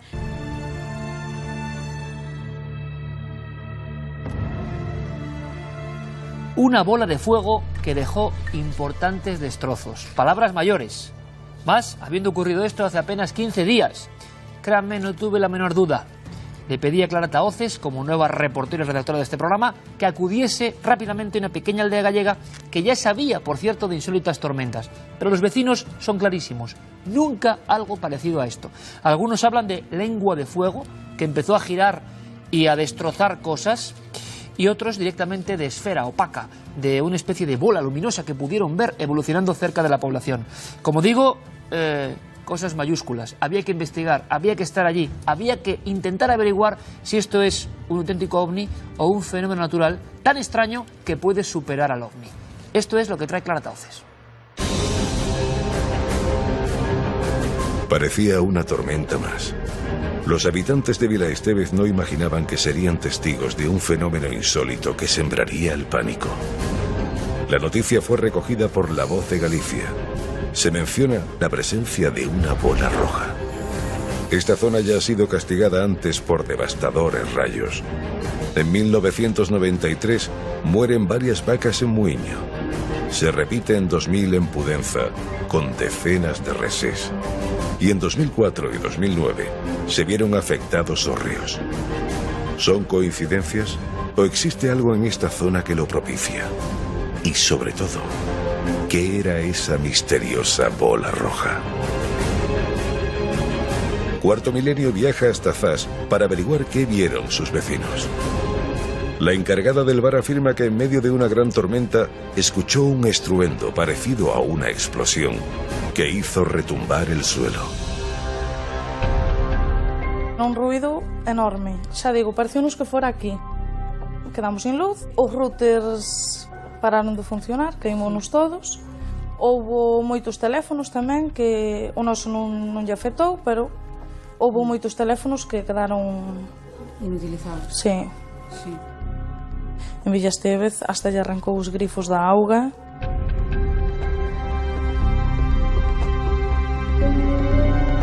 Se nos une Jorge Mira, físico y catedrático de electromagnetismo de la Facultad de Física de la Universidad de Santiago de Compostela. Jorge, además de experto, es vecino de Baio, también en Zas. Con su ayuda, recorremos la zona buscando a los testigos. Esa casa donde están as cedras, pero eu non estaba aí ese día. Estaba na casa do Blanco. No. Sara Mira vio la bola roja. Aterrada, se tapó los ojos con las manos. Pensaba que iba a colisionar, pero desapareció. Por esa ventana? Sí. Estaba na cociña e veo como un globo, deses globos que botan cando hai as festas, eses globos grandes. Sí, sí, sí. Rojo. Como se viñera directo á ventana. O sea, que miedo, ¿no? Bueno, medo xa non poden coller máis, eu peguei un grito. O meu cuñado estaba desayunando, que eu lle a cuchara, mas dispensando que lle bocado tamén pa taza. Co susto que colliu. Eu peguei un grito, pero ao mesmo tempo foi o trono. Sí, o sea, se iba o couso ese rojo, e ao mesmo momento... E hacía ruido? Sí, moito. Moito. Como lo podía escribir ese ruido? Hoy non podo dicir, porque como era tan fuerte non o oín. Como unha explosión, precisamente, porque foi todo rápido, nun momento de pouco tempo. Ustedes nunca han visto nada parecido? Nunca na miña vida. Eu na miña vida. La bola infernal aterrorizó a los perros. Les dejó sin teléfono y sin internet. Destruyó algunos interruptores de la luz y quemó electrodomésticos. Asimismo, alcanzó parte de un muro y dejó marcado un pino situado a 100 metros de la vivienda de Santiago y Sara. Se ve como, sí, como si hubiera pasado rozando. Habrá impactado. Un pino un poco como descarga. Sí. Solo viña dali cun mando de leña e abrí a porta e doume un calambrazo, non máis. A porta de un calambrazo? Sí. grandíssimo, hein? Aí a pouco mais me tira para trás. Eu vim ali, fui baixar a chispa a darle agua. A darle agua después formó una fumareda. Jorge Mira opina que fue un rayo bola, un fenómeno escurridizo y misterioso. Es un fenómeno natural ligado a tormentas y a descargas eléctricas. Ha estado descrito desde siempre, pero que no ha sido tomado en serio científicamente hasta hace 4 o 5 décadas. Se consideraba un mito. No había pruebas, solo testimonios, hasta que fue grabado por casualidad por un equipo de científicos chinos en 2012. Esta zona de Galicia es una zona muy expuesta a tormentas. Además, en esta zona hay un accidente geográfico muy llamativo, el Pico de Meda, que es una protuberancia en forma como de cono, de pirámide. Esta montaña hace como de tapón y, en cierto modo, debe estar cambiando un poquito el régimen de corrientes, haciendo que pues, sea un poco más probable que caigan rayos. Una de las ramas del rayo habría caído en una zona muy rica en silicatos y en carbono. El carbono le estaría robando primero oxígeno al silicato. Esa reacción sería la que estaría emitiendo esa luz, esa energía luminosa. Es una zona conocida por las múltiples desgracias que se han derivado de esas descargas, gente que se ha muerto, montones de animales muertos de golpe.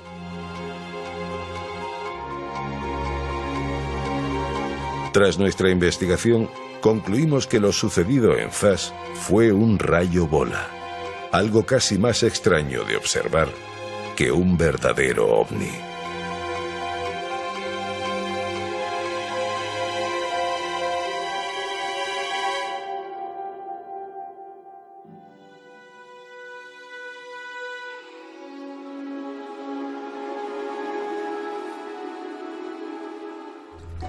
El rayo en bola, que es más escurridizo que los propios ovni, como dice Clarata Voces, y como los investigadores que amamos este tema sabemos de siempre, ¿no? Es más, hay muy pocas filmaciones de rayo en bola, es como el fantasma de la naturaleza. Sin embargo, estas esferas, estos objetos, esto lo que sean, han generado, como ustedes bien saben, otros fenómenos mucho más tangibles, rotundos. Y nosotros siempre sentimos un especial orgullo cuando hay, vamos a llamarlo así, un expediente X español, un informe de las fuerzas de seguridad que nos hablan de observación de ovnis, y sobre todo cuando no son tan conocidos. En este informe de la Guardia Civil, de un cabo primero que en la provincia de Murcia, en la zona del puerto de Mazarrón, desde el año 2000 observa algo, se cumple esa máxima. Cuenta de haber observado sobrevolando la costa un objeto no identificado. Pero este informe tiene una historia humana que nos interesa mucho más. Se habla de la observación de algo que en un principio, leo textual, pareció las luces de una avioneta, ascendía y descendía, dice, luego un helicóptero, posteriormente parecía un globo, sea lo que fuere, destellaba luces blancas, rojas y verdes. Dichas luces llegaron a quedar reflejadas en el mar, pero pasaron mucho más cosas. ¿Saben? El protagonista de este informe tuvo que rebajar lo que realmente vivió, por si acaso. Y ahora nos va a contar su historia. Hablamos de una zona caliente, por cierto, una zona donde ha habido muchas observaciones de ovnis, de todo tipo, como indicándonos algo, quizá, no lo sabemos. Juan Soler Clemente es la persona que redactó este informe y que desde luego en su mente está perfectamente grabada a fuego, imagino, la experiencia que no olvida. Por eso le agradecemos enormemente que esté con nosotros en la hora del misterio. Juan, bienvenido, buenas noches. Encantado, estoy encantado con vosotros. Un informe que en un principio parece absolutamente preclaro, la estructura de una observación, pero usted realmente no cuenta todo lo que vio, todo lo que vieron. No, afortunadamente hay testigos. Estamos hablando de la noche del 14 de junio del año 2000. Esa noche, en compañía del guardia civil José Gutiérrez Carmona, iniciamos un servicio de vigilancia de costa, del servicio fiscal, que era nuestra especialidad. La luna, había luna llena, faltaban 2 días para que la luna brillara con toda su luminosidad. En el cielo predominaban los claros sobre las nubes, había muy poquitas nubes. Iniciamos el servicio, pues por el interior, en primera línea, pero siempre por fuera, para observarlo todo mejor. El visor nocturno lo podíamos ver, no emitía ruido, el único sonido que se oía era como el de una cometa que puede tener un niño, como el aire. En silencio prácticamente. En silencio. Y un objeto, Juan, de dimensiones ya importantes cuando lo estás viendo. Sí. Tenía mínimo 4 metros de altura y unos 3 de diámetro. Era como un balón de rubí gigantesco, color rojizo, verde y blanco. Lo envolvía una especie de nieblecilla, como una cortina. En su interior aparentaba que había algo, pero sin saber determinar lo que era. Como si se moviese algo, o hubiese algo fluctuando ahí dentro. Sí. Llegó un momento que tanto mi compañero como yo pensábamos que venía hacia nosotros, que venía porque lo debimos de ver a menos de 200 metros. Aquel objeto de tamaño importante y con algo dentro se os aproxima a los dos miembros de la Guardia Civil que han analizado con toda la lógica y la racionalidad lo que podría ser y se ha ido descartando a 200 metros. Sí, a 200 metros o menos cogemos una linterna y le ponemos un caperuzón de estos de señalizar el tráfico y empezamos a hacerle señales porque ya no íbamos a sacar el armamento para aquello, no nos agredía, ¿no? Teníamos que hacer algo para decirle qué buscas por aquí o qué es lo que hace.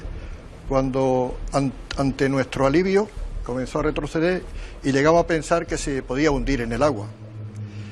Cuando el agua comienza a burbujear como un pequeño oleaje, y del agua emerge como un mini submarino.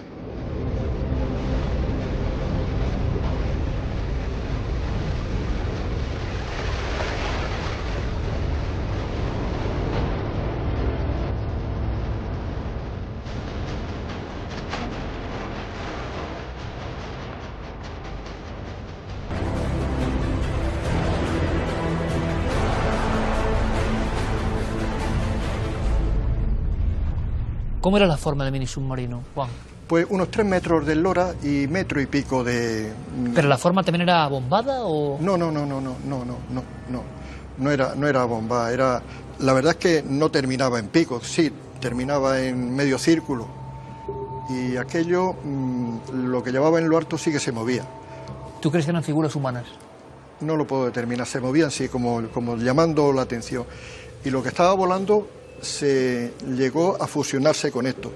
Yo, en este estado de cosas, no sé si el mini submarino este se hundió o quedó fusionado. Yo diría que quedó fusionado con lo que estaba, con el globito este. Como si aquello, Juan, hubiese ido a recoger a lo otro. Correcto, que estaba debajo del agua. Estoy seguro que sí. Pero lo que sí me extrañó que volando antes tan despacio, cuando se fusionó con lo que emergió del agua, entonces sí que subió rápido. Ya lo hizo a más rapidez y subió más alto. Y se fue dirección Cabo Tiñoso. ¿A gran velocidad? Sí. Bueno, a gran velocidad no, pero sí, el doble de rápido que nosotros lo vimos entrar. Juan, pero esas figuras, ahora en tu recuerdo quizás, le estáis viendo 4 ojos al mismo tiempo, con los visores. ¿Qué impresión te dio? La impresión era que no podíamos decir lo que estamos viendo, porque las transmisiones no iban. La radio del coche tampoco. Inclusive llegué a levantar a mirar la batería, a ver si sabía algo desconectado. Y todo iba bien, pero no podíamos decir nada. Vamos a contaros la segunda parte de esta historia, Juan, si te parece. Déjame que salude a nuestro querido amigo Joaquín Abenza. Yo creo que sobre las presentaciones, la gran institución, ¿no? en toda la región de Murcia, el gran investigador. Y claro, cuando nos da la oportunidad, Joaquín, de conocer... Él me conoce hace más de 20 años, entonces, claro, sabe exactamente lo que estoy pensando yo ahora. Joaquín, buenas noches. Buenas noches, Iker. Porque estoy paralizado. Yo sí que estoy paralizado. No sé yo si en aquel momento, bueno, pero yo escuchando a Juan, que por cierto, vaya forma de contarlo, o sea, ahí se ve los años, ¿no?, de acostumbrarse a hacer un parte y un oficio. Le estaba contando como un auténtico parte de incidencias, pero yo estaba quedándome muerto, Joaquín. Minuciosidad absoluta, igual que haría pues cualquier otro parte de cualquier otro suceso que como Guardia Civil... tuviese que procesar. ¿Tú cuando tuviste conocimiento de este caso, de esta observación a 200 metros de un primer objeto, otro que sale del agua, unas efigies, Hombre, nos encontramos ante uno de esos casos que te dejan sin palabras, Joaquín. Te puedes imaginar, un poco me acordé de aquella frase de Rivera, el caso perfecto, ¿no? Sí. Que lo tenemos ahí. Claro. Es decir, ¿cuántas veces hemos buscado ese caso? ¿Cuántas veces? Y encima con testigos, hombre, no es por menospreciar a nadie, pero lo que ocurrió en aquel momento, y yo comprendo muy bien que ocultase parte de la información, es que agentes de la autoridad, bueno, pues determinadas cosas, si las cuentan, puede que tengan un tipo de consecuencias. O sea, aquí está la doble vuelta de esta historia, que nos parece maravillosa, que el público estoy seguro que ha disfrutado de cómo lo ha contado nuestro invitado, pero seguro que él no lo disfruta tanto a posteriori, porque ya te enfrentas con el silencio, ¿no? Con la sensación de que algo ocurre. Pero ahora vamos a contar que no es la primera vez que pasan cosas en esa zona, Joaquín. Y ahora vamos a revisar una serie de casos que nos van a interesar, porque Juan, tú, me imagino que con el compañero estáis tan estupefactos como yo al escuchar, ¿no? Sabéis que habéis vivido una experiencia, imagino, muy difícil de explicar y nada convencional. ¿El siguiente paso, digamos, es redactar el informe? No, bueno, antes de llegar al informe, pues nos pusimos en contacto con otra pareja del puerto de Mazarrón, del cuartel del puerto, que en el momento del avistamiento ellos estaban en Punta Vela. Ellos vieron el objeto como mínimo a 1 milla de la costa, lo vieron más lejos, únicamente veían una luz moverse. Antes de llegar aquí, en el poblado de Puntas de Calnegre, ahí fue cuando quise por teléfono participar en la novedad y mi compañero me dice que ya funcionaban las transmisiones. Funcionaban las transmisiones porque el aparato volador estaba lejos de la costa ya. Esta luz llegó a sobrepasar Cabo Tiñoso, y dio la vuelta. Cuando retrocedió, nosotros, mi compañero José Gutiérrez Carmona y yo, nos reunimos con la otra pareja, cerca de la playa de Covaticas, y allí le dejamos nuestro visor para que lo miraran y se cercioraran de que era realidad lo que nosotros habíamos visto, y lo estuvieron viendo ellos también. Ellos, incluso me gusta hablar con nombre y apellido. Uno de los miembros no quiere desvelar su identidad, pero el otro fue el guardia Narciso Pérez Ortega, que está y lo puede dar fe de lo que estoy viendo. Pero ¿cuándo decides que no se puede contar todo? En el informe se cuentan cosas, la observación del objeto, pero no la segunda fase de otro objeto que surge, que tiene una efigie, que burbujea el agua. ¿Por qué os guardáis esa información? Sí, desde el instante que ya desapareció el ovni, pues yo en fin, siempre que sucede una noticia hay que dar un parte. Le dije que lo iba a escribir, que lo iba a poner todo. Mi compañero me dice: Juan, si lo pones todo, viene mañana a recogernos con la camisa de fuerza. Esto hay que disminuirlo. Si lo pones todo, nos llevan para el manicomio, vamos. Sí. Madre mía, o sea, lo de siempre, Joaquín, ¿eh? Lo que se han enfrentado los propios miembros de seguridad de la Fuerza de Seguridad del Estado, claro, cuando han visto cosas. Tú has hablado con muchos de ellos, igual que yo, y fíjate cómo, digamos en secreto, en privado, te cuentan unas cosas que luego no repiten en público. Lo que está haciendo Juan y también algunos de sus compañeros es heroico. Y de una gran valentía.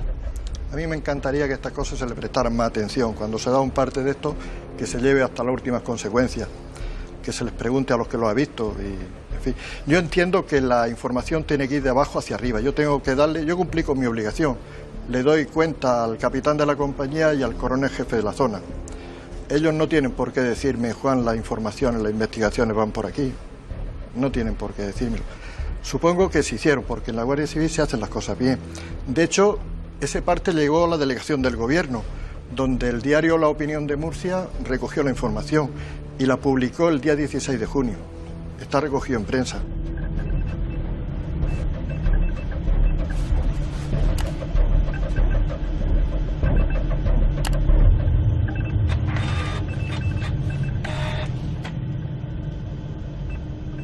Resulta que Joaquín Amenza, desde los tiempos del CICE, el mítico grupo de investigación, va recopilando información. Y Joaquín, que es una enciclopedia, ¿no?, de su región, nos ha pasado una serie de de fragmentos de casos que son increíbles, algunos con importantísimos testigos, muy célebres, que se vieron arrastrados por algo que estaba ahí abajo en el agua. Cuéntanos, Joaquín. Ese es el caso más llamativo de todos por la repercusión mediática que tuvo. Es el caso del famoso Paco, el de la bomba.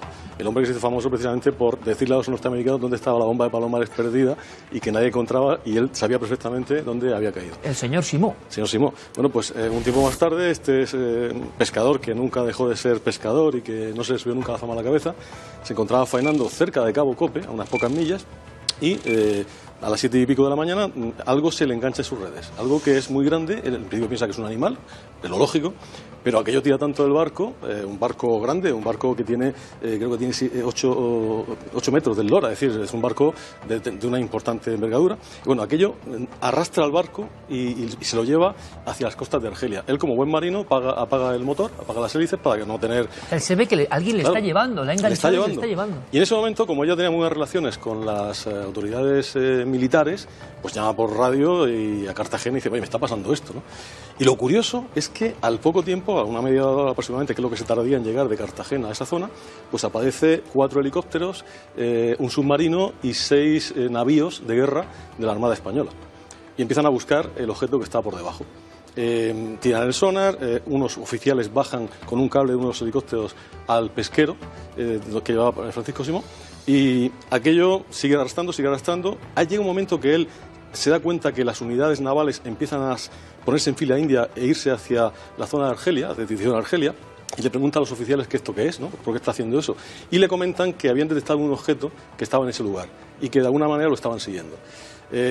Hay un momento en el que dice que nota como una especie de subida del agua, el agua sube unos metros, el barco lógicamente se empuja con esa subida del agua y inmediatamente baja y se libera. Y al tirarte las cuerdas están segadas, cortadas como por unas tijeras, algo que es absolutamente imposible si se hubiesen roto, ¿no? Por lo tanto, yo cuando pude entrevistar a Paco el de la bomba, me decía, yo he estado muchos años en la mar, he visto muchas cosas y esto jamás lo había visto. Que se puedan cortar. Un animal evidentemente no corta con unas tijeras. Como si fuera un cirujano de las profundidades, claro, ¿no? Estaba a 900 metros de profundidad, lo que fuere, tampoco un buzo era. Tenía que ser algo que pudiese aguantar esa presión y que pudiese moverse a esas profundidades. De película, pero real, Joaquín, año 67, en esa zona donde Juan ha observado esta increíble aparición de un ovni tan física, tan rotunda, y ese acoplamiento quizá, ¿no?, entre una cosa que estaba en el agua y otra que estaba fuera. Pero es que hay familias, Joaquín, que fueron o sintieron parálisis en esa zona ante supuestos fenómenos similares. Cierto, y también se ha producido lo que de alguna manera sí queda claro en el testimonio de Juan y del resto de compañeros, fenómenos electromagnéticos. Es decir, igual que Juan se quedó sin las comunicaciones de la radio y tampoco podía escuchar la radio comercial, es decir, las ondas electromagnéticas de alguna manera no podían propagarse. Aquello provocaba una especie de campana de vacío que eliminaba... Algo así. Pues tenemos un caso aproximadamente en el año 72, que la fecha no es exacta porque la persona que nos lo ha contado lo tiene un poco en la nebulosa, pero calcula que por esa fecha un grupo de personas viajan en un coche y cuando se encuentran a la altura del Lomo de Mas, que es una zona que también está cerca de todo aquello, pues el coche se detiene, se apagan las luces y aparece una enorme luz encima de un montículo. Esa luz les deja a ellos paralizados, no saben qué hacer, no saben cómo reaccionar, y la luz empieza a moverse en dirección hacia el mar hasta que desaparece sobre el mar. A partir de ese momento, el coche vuelve a encenderse la luz, se da la llave y vuelve a arrancar, y ellos salen corriendo con su Renault 10 a toda velocidad. ¿Qué argumento tenemos? ¿Por qué esa zona? ¿Por qué tantos avistamientos? ¿Por qué lo que llamaríamos ufológicamente una zona caliente? Mira, en los años 70 yo recibí un montón de llamadas de la zona cuando estábamos en los inicios del CIF, éramos unos adolescentes con mucha ilusión, y recibí muchas llamadas de personas que en la zona de Cabo Cope veían prácticamente a diario, cada noche, luces que aparecían sobre el cabezo, sobre el monte. A partir de cuando empiezan a verse otras cosas, incluida la historia que esta noche nos presenta Juan. Por lo tanto, yo creo que allí hay algo. No sé exactamente lo que es. Tampoco quiero decir que esto sea extraterrestre. El caso, por ejemplo, de Paco de la Bomba podría ser perfectamente un submarino soviético, que por la época, teniendo en cuenta que estábamos en plena Guerra Fría, pues no es nada de extrañar. Pero lo que sí es verdad es que esa zona, ese lugar, atrae de alguna manera este tipo de fenómenos. Luces, esferas, efectos electromagnéticos. El ejército también. El ejército, tenemos un fue caso protagonista en el Garrobillo, un caso verdaderamente curiosísimo, el año 78, el 14 de julio, una patrulla que está haciendo pues unas maniobras, observa unas luces, primero una luz roja y luego dos luces blancas tirando a verde, que se encienden y que... mismos colores del caso de una cosa muy parecida. Lo ven cuando van en la dirección a la que se dirigían y luego cuando vuelven. Y cuando vuelven, este objeto que va delante de ellos, ellos intentan acercarse y no pueden cogerlo, no pueden llegar a donde estaba. Lo curioso es que el objeto iba como evitando obstáculos. Si había una loma o había cualquier obstáculo, el objeto pues lo vadeaba y ellos podían seguir andando, pero nunca llegaban a él. Estuvo junto a ellos hasta que llegaron al campamento, que desapareció. Y esto, hay un interés quizá por digamos, instalaciones militares o actividades militares, y en este caso pues también tenemos, no olvidemos, la Guardia Civil también es un cuerpo militar, y hay una relación también entre estos objetos y las Fuerzas Armadas españolas. Juan, ¿qué piensas? ¿Qué viste? ¿Qué crees? Te has dado muchas vueltas, me imagino. ¿Tú sí crees que podían ser seres extraterrestres, por ejemplo? Lo que sé es que aquello no era normal. Eso tengo el convencimiento total. No era natural lo que se veía. Tu compañero, al mismo tiempo, siempre mantuvo... Yo también lo vi, ¿no? Por supuesto, él y yo sí. Sí, nos alegramos. De hecho, muchas veces nuestro saludo es yo también lo vi. Sí. Juan, pues te lo agradezco muchísimo de verdad, porque es uno más, pero no por ello menos importante. Yo no sé si hemos hecho alguna de recuento, pero estoy seguro que a lo largo de estos años más de 50 testigos de las Fuerzas de Seguridad del Estado han estado en esta mesa, Juan, contando yo también lo vi. Así que te lo agradezco no sabes cuánto, porque cada vez que uno de vosotros, desde vuestra profesionalidad, desde vuestra capacidad para analizar como vigilantes, ¿no?, de alguna manera de lo que ocurre, nos cuentan aquí, yo también lo vi, yo sé que muchas personas, y dentro de los cuerpos y fuerzas del Estado, ocurre internamente, lo sabe bien nuestro compañero Fernando Cámara, que empieza el run run y empiezan a surgir nuevos casos. Y quizá, Joaquín, la gran clave es el investigador al final, somos una herramienta para motivar que esto no se muera, para que otros, si ven algo, quizá no hagan como Juan en este aspecto, no tengan ese temor, que hasta el propio testigo, que su obligación, dice, yo he cumplido con mi obligación, claro que sí es darlo, tiene que rebajar un poco el nivel, porque si no, a ver si lo van a creer. Estamos en esa terrible dicotomía, ¿no? Yo no oculto mi absoluta admiración por Joaquín, por su forma de trabajar, por su talante y formación científico-técnica, y sin embargo con toda la valentía que sigue investigando y sigue haciendo pues que la investigación con su grupo, con su último peldaño en Murcia, pues sea bueno, algo absolutamente señero, ¿no? A ver si logramos llevar a Murcia a la exposición, Joaquín. Estamos deseando todos, los murcianos te lo van a agradecer. Te agradezco siempre la visita y sé que ha habido casos más recientes y que los investigaremos como siempre con tu ayuda. Muchas gracias, Joaquín, como gracias, siempre. Iker. Es un honor contar contigo, como es un honor haber tenido aquí a Juan Soler, que firmó este parte y que nos ha contado lo que no estaba en el parte, que era sumamente interesante. Y ha sido un auténtico valiente. Gracias, Juan, de verdad, muchísimas gracias por tu visita. A vosotros. Hasta la próxima. Vamos con más cosas, vamos con fotografías. En ese momento, ellos no disponían de una cámara en ese momento, digámoslo así, para enfocar, para saber, pero tenían las visiones nocturnas precisas de los elementos, de las herramientas de las que dispone la Guardia Civil. Su observación, cómo sería ver eso con el visor nocturno, ¿no? Impresionante realmente. Vamos ahora con lo que ustedes visualizan a través de... Se enviaba a Jesús desde Cádiz. Vamos a empezar con esta, que es la original. Nos decía que tomó la imagen a unos corales que se encontraban, como ven, están encima de uno de los motores de una balsa motora. Pues ahí lo tienen. Un coral que se encuentran. Empiezan a hacer fotografías porque la verdad que es curioso, es bonito. Y enseguida vienen a la mente esas historias de seres mitológicos que se encuentran en el agua, de sirenas. Ahí lo tenemos. Además, con su cara y todo, está posando en la imagen. Siempre estaban rodeadas de corales, ¿verdad? En esas historias, en esas leyendas, contaban que incluso los peines con los que peinaban sus largas melenas rubias, pues eran de coral. Pues en este caso, parece que así era. Aquí lo tenemos. Guillermo León nos ha puesto 4 veces la misma imagen para que veamos en distintas tonalidades cómo se puede ver perfectamente los ojos, la nariz, el cabello, la postura, todo como muy de cuento de hadas, si no fuera porque el cuento se nos viene abajo, cuando Guillermo, al hacer el análisis, nos dice, es una pareidolia, ese coral ha recreado un ser mitológico, pero realmente ha sido la propia naturaleza la que lo ha creado. ¿O no, Guillermo? Yo ahí lo dejo. Y nos vamos con otra imagen, en este caso nos lleva hasta el interior de una casa.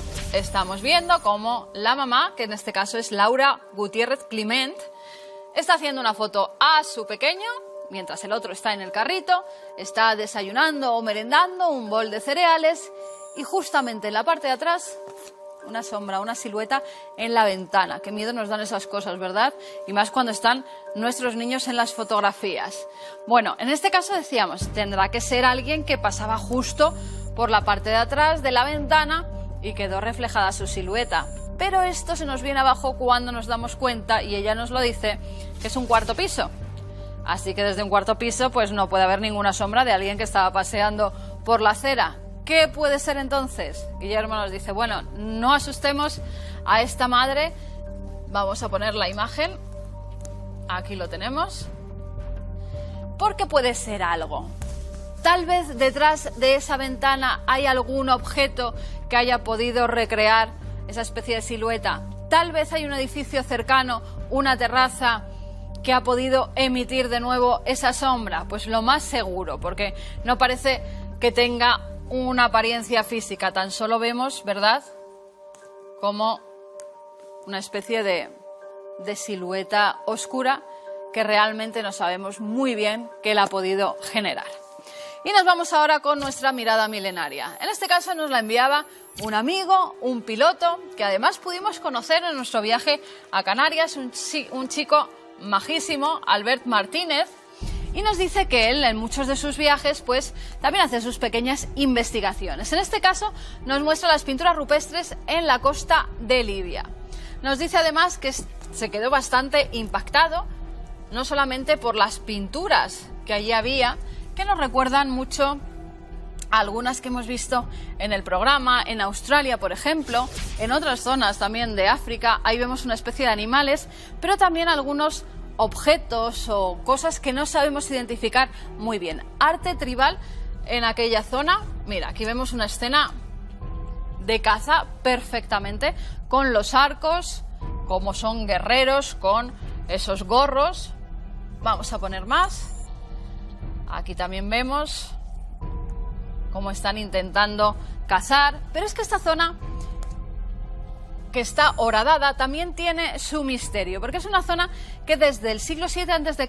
estuvo ocupada. Él nos dice que sobre todo lo que le llamó mucho la atención es una zona en el oasis de Siwa, que es este, y en este oasis de Siwa precisamente... Los de Betamax de aquella época que pesaban un quintal y tenías que llevarla aquí al hombro, y grababa mis primeros programas, entre comillas, de ovnis, ¿no?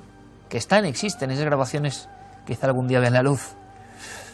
Y salí yo contando mis historias, que en el fondo se resumían a 4 libros de ovnis, que es lo que tenía, pero con mucho empeño. Y decía Carmen, no, si es que hablaba como Félix Rodríguez de la Fuente, ese hereje que dicen algunos que tengo, pero ya de entonces, no es ahora Bueno, es cada uno como habla.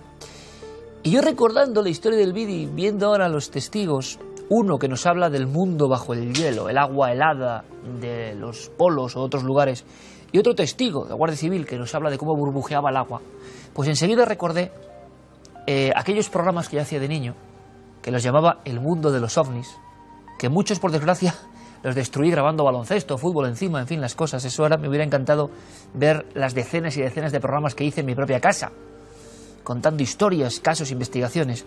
Uno de los que más recuerdo tenía que ver con los OSNIs, cuando descubrí ese término, OSNI, objeto submarino no identificado.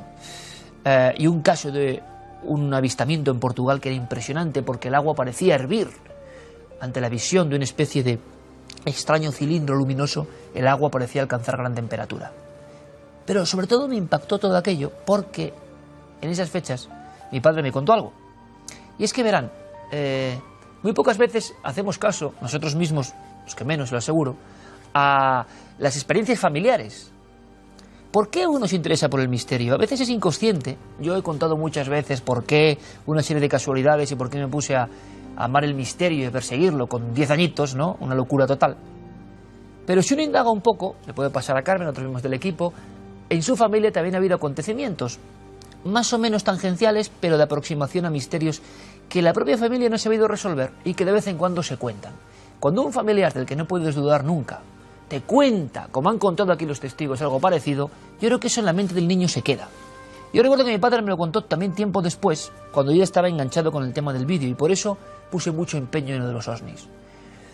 Resulta que a principios de los años 80, en una zona entre Francia y España, al final de la bahía que separa Fuenterrabía de Hendaya, estaban mi tío y mi padre pescando, y en un momento dado distinguieron algo extraño, como unas luminarias, unos focos, que de forma autónoma iban aproximándose hacia el espigón de piedras. Es decir, no es un lugar para que ningún artefacto humano esté maniobrando con una potencia porque te estrellas, porque... Pero lo que les impresionó hasta el punto, y mi padre me lo confesó, me lo ha contado muchas veces, de que, no voy a decir que salieron huyendo, pero sí que salieron muy deprisa, recogieron todos los aperos y se marcharon. Mi padre decía, porque en aquel momento la soledad de todo el lugar era otra soledad. Uno estaba con un compañero pescando y está en un ambiente. Cuando aparece el misterio, cuando aparece la frontera de lo irracional, y lo dice muchas veces el profesor Cardero, hay un silencio, hay un no sé qué, hay un algo que ha cambiado el entorno y el ambiente. Y los cerebros lo captan. Y el entorno que era acogedor se convierte en hostil, extraño, raro. Alineen esto con al lado de donde tú estás, donde está tu caña, el agua está hirviendo. Aquellos círculos emitían tal poder calorífico que parecía que el agua burbujeaba. Les dio la impresión, según me han contado varias veces, de que iba a salir algo del agua en aquel momento. Y entonces te das cuenta de que estás completamente solo. El mar por delante, las rocas por detrás y muy lejos del vehículo, y allí va a producirse algo quizá. Por fortuna para ellos, ahora a lo mejor lo hubiesen pensado y se hubieran quedado ya agazapados o con una cámara fotográfica que no era tan habitual. Por fortuna para ellos pudieron salir de allí y se marcharon muy inquietos. Esa inquietud se ha mantenido, y me lo han contado por separado varias veces, aquí, siempre, y con esa especie de ¿qué sería aquello? Pues lo mismo que los testigos que hemos visto, de cualquier graduación, cualquier lugar de España. Burbujeaba el agua, aquello emitía unas ondas o un calor, no estaba muy profundo, estaba emergiendo, y como nos ha contado Joaquín Abenza, cuántos casos de artefactos saliendo de las aguas, emergiendo repentinamente y dejando asombrada a la gente.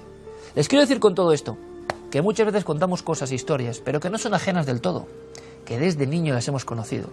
No han sido esas historias las que han provocado que tú te dediques al misterio, pero han estado siempre flotando, como indicándote que hasta en la familia, lo mágico, en pequeñas píldoras, siempre ha estado ahí, ¿no?